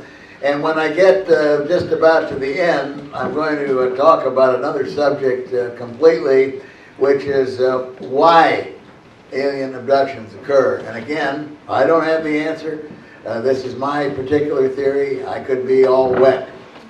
But I think that I found at least one key to why most alien abductions are going on. Implants, that's what I do. I went to a person and I said, gee, I need a slide to introduce my talk. So the first slide that he generated for me was a slide of Stonehenge. And I said, well, gee, that's really beautiful. I think it's really nice, but what does it have to do with implants? He got the idea, so I had this one made. Next, please. Well, if they're going to come here from somewhere else, I guess they got to drive something. So here's an artist concept of what they come in. It has absolutely, folks, no basis in reality, but it's a nice picture. Next. Okay, this is some of the instrumentation. You can see we've got an instrument which is holding an object. That object has been freshly removed from a nice fresh surgical wound. Next. We'll go rather rapidly through these. This was the first object that I removed in August of 1995. It's a T, a letter T shaped object. Here it looks more like a Delta Wing aircraft. But it's two pieces of metal which are held so tightly together that you cannot move one upon the other, and it's wrapped in a very strange, dark, gray, shiny membrane. Now, if you remember anything of my talk whatsoever, when you leave today, I want you to leave with the fact that these metallic objects are covered with a very strange, dark, gray, shiny, or a rejection or an inflammatory reaction. So if we could raise enough funds or get some outside interest without them stealing everything, and we could reproduce this membrane, you can see it would be kind of a contribution of kind to medical science. Because you could wrap a pin, a screw, a nail, a plate, a heart, a liver, a kidney, or whatever else, and the person would not have to spend the rest of their lives taking immunosuppressive agents such as cyclosporin or Imuran or some of those. I'm not saying that the drug companies would be totally happy, but there'd be a lot of happy people around. This is the same object, and when you look at an X-ray and you turn the part that you're X-raying in various angles, you can see that here it looks a closer proximity to the bone. Also, you can see some interesting shape to it. Now, this gentleman came from a small town in Colorado, Yuma, Colorado. He had one experience about 17 years before he contacted me with his wife. They were driving down the street late at night, coming back from Denver to eastern Colorado. It was about 11:30 at night, no moon, dark, desolate area, and saw a light behind them driving the truck. His wife is a registered nurse, very qualified observer. He said to her, "Oh, is that a truck behind us or what?" And she said, I think it's an or what, because I think it's flying. And it caught up to him and started paralleling the truck coming over the tree area until they got to a clearing. And Tim then slowed down, came to a stop, and at that point this flying object crossed the road in front of him and came to a halt out in a parallel field to the left side of the truck. The driver, Tim, looked at it and turned to his wife, and they both looked at each other rather quizzically, and he said that he had an urge to get out and find out what this was. Well, that's the last thing he remembers. No, not quite. There's one more part. He saw a light come on. Actually, one light right on top of the other. It filled the cab of the truck with this very brilliant bluish white light, and then the next thing he remembers, both hands are on the steering wheel. He turns to his wife and said, "Well, I think we should go to town now, dear." So they did. They proceeded on home, and when they got there, things just didn't seem right because 3 hours were missing. Now, strangely enough, because the guy is a cement contractor and because he had 3 young daughters that were going to school and they lived in a very small farming town, he didn't want the word to get out that he saw something weird, you know. So they didn't tell anybody. Nobody. Not the rest of the family, the neighbors, the church, nobody. And then one day, about 17 years later, he smacked himself on the thumb with a hammer. What he's interested in is the physical and scientific aspects of the subject. You might say, I'm interested in that which you can hold in your hand, the so-called smoking gun. And I have a lot of smoking guns. So the things that I'm going to talk to you about today, it's all true, it's all real, but don't come back to me if you don't like what you hear. Go back to the scientists that have looked at these objects, because all I am is in the capacity of the messenger. I am telling you what the reports say, and some of the reports are printed in the back of some of my books. Or you can get it by going to my website, which is alienscalpel.com. If you want to take notes on that, very simple, Alien Scalpel. It's all one word with one S. The other, you can get this material through a website for the National Institute for Discovery Science. Now, I didn't get into this subject to prove that this was a reality. It was the other way around. I got into the subject to disprove this and to prove that these objects were nothing except some mundane things that should not be afoot. And over about 40 years of podiatric medical practice, I've removed about everything that is possible probably to remove from the human body. Hair, paper, nails, bits of metal, coral, wood, whatever. So I've seen a lot of different things, but honest to God, I've never seen anything like these. So what we've done so far, as you saw in the film, we've done 10 surgeries for the removal of objects. So far we've removed 11 objects. One of these turned out to be a very expensive piece of glass. And I don't mean that it was expensive to produce, I mean that it was expensive to find out what it was. It was a very strange piece of run of glass by Dow Corning Glass Works that used sulfur in the glass, and the glass had both characteristics of crystal and glass. So it had its fool for quite a while, but as will out the application of applied true science used in the proper manner, which should be used more often in this field and is not, can really do something to contribute knowledge to the entire world with reference to the UFO subject. Now, that's what I try and do. And also lately, I've been all over the world this year and for the past few years. My heart is not that good anymore, so next year I'll probably be staying pretty close to home, and you might not see me at conferences. But anyway, I want to warn you folks who go to conferences or have conferences here or listen to things on TV or read the magazines or the available UFO literature. Here's my warning. Take it for whatever way you want.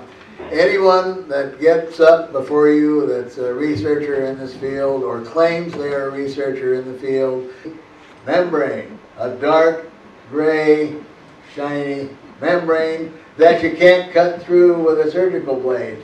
And believe me, surgical blades are very sharp. You can either sometimes cut a bone with one, either inadvertently, I hope not, or on purpose if you have to. So this is the first object that we removed covered with this membrane. Next. Okay, this is self-explanatory. Next. Okay, we do use both color and black and white photography. All the surgeries are videoed.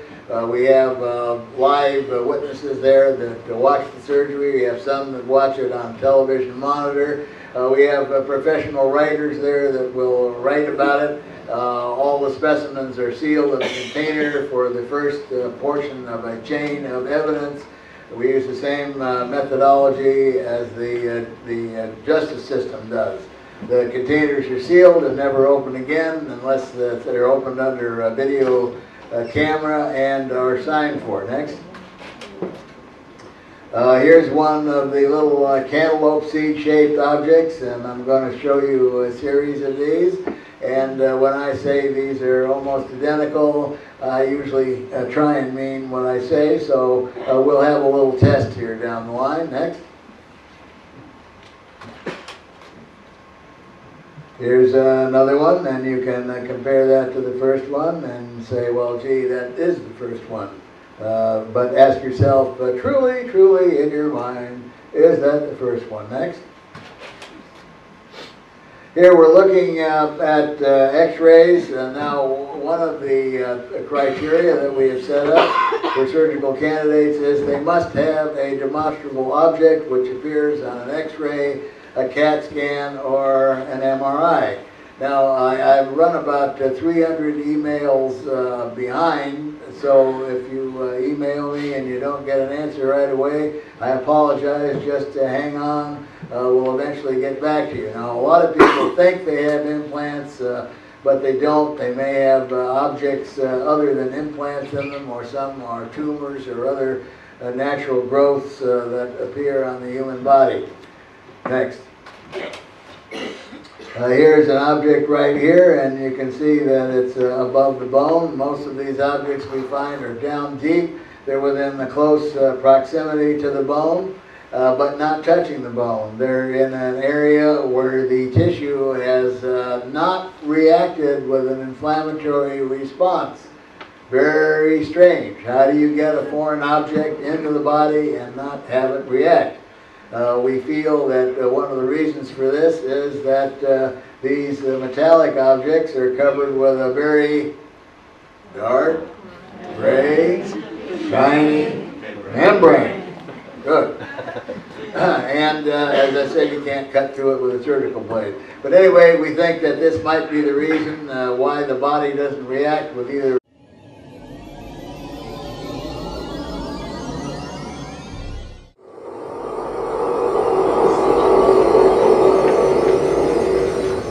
Why would aliens put implants into human beings is a question I've been asked many times. Why not? We do it. We do it with lesser life forms. We do it continuously. And obviously, at least our objective is to learn more about the life form that we're studying.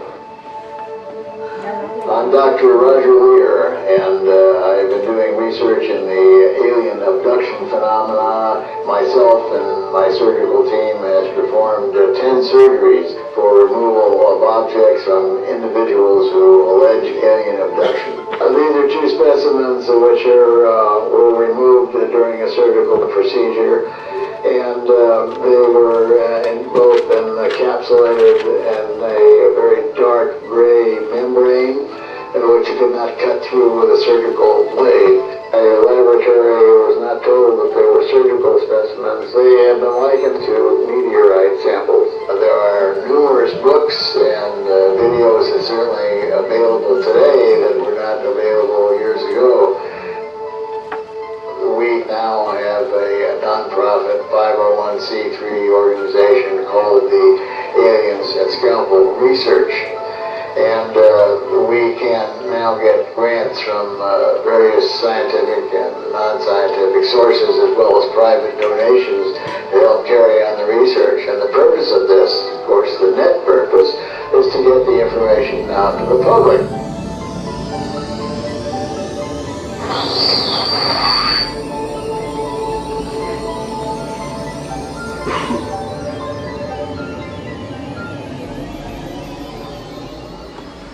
How difficult it would be to begin research such as this, let alone continue research such as this.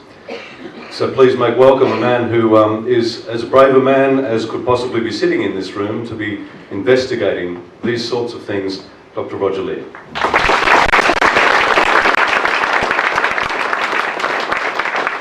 Thank you, Peter.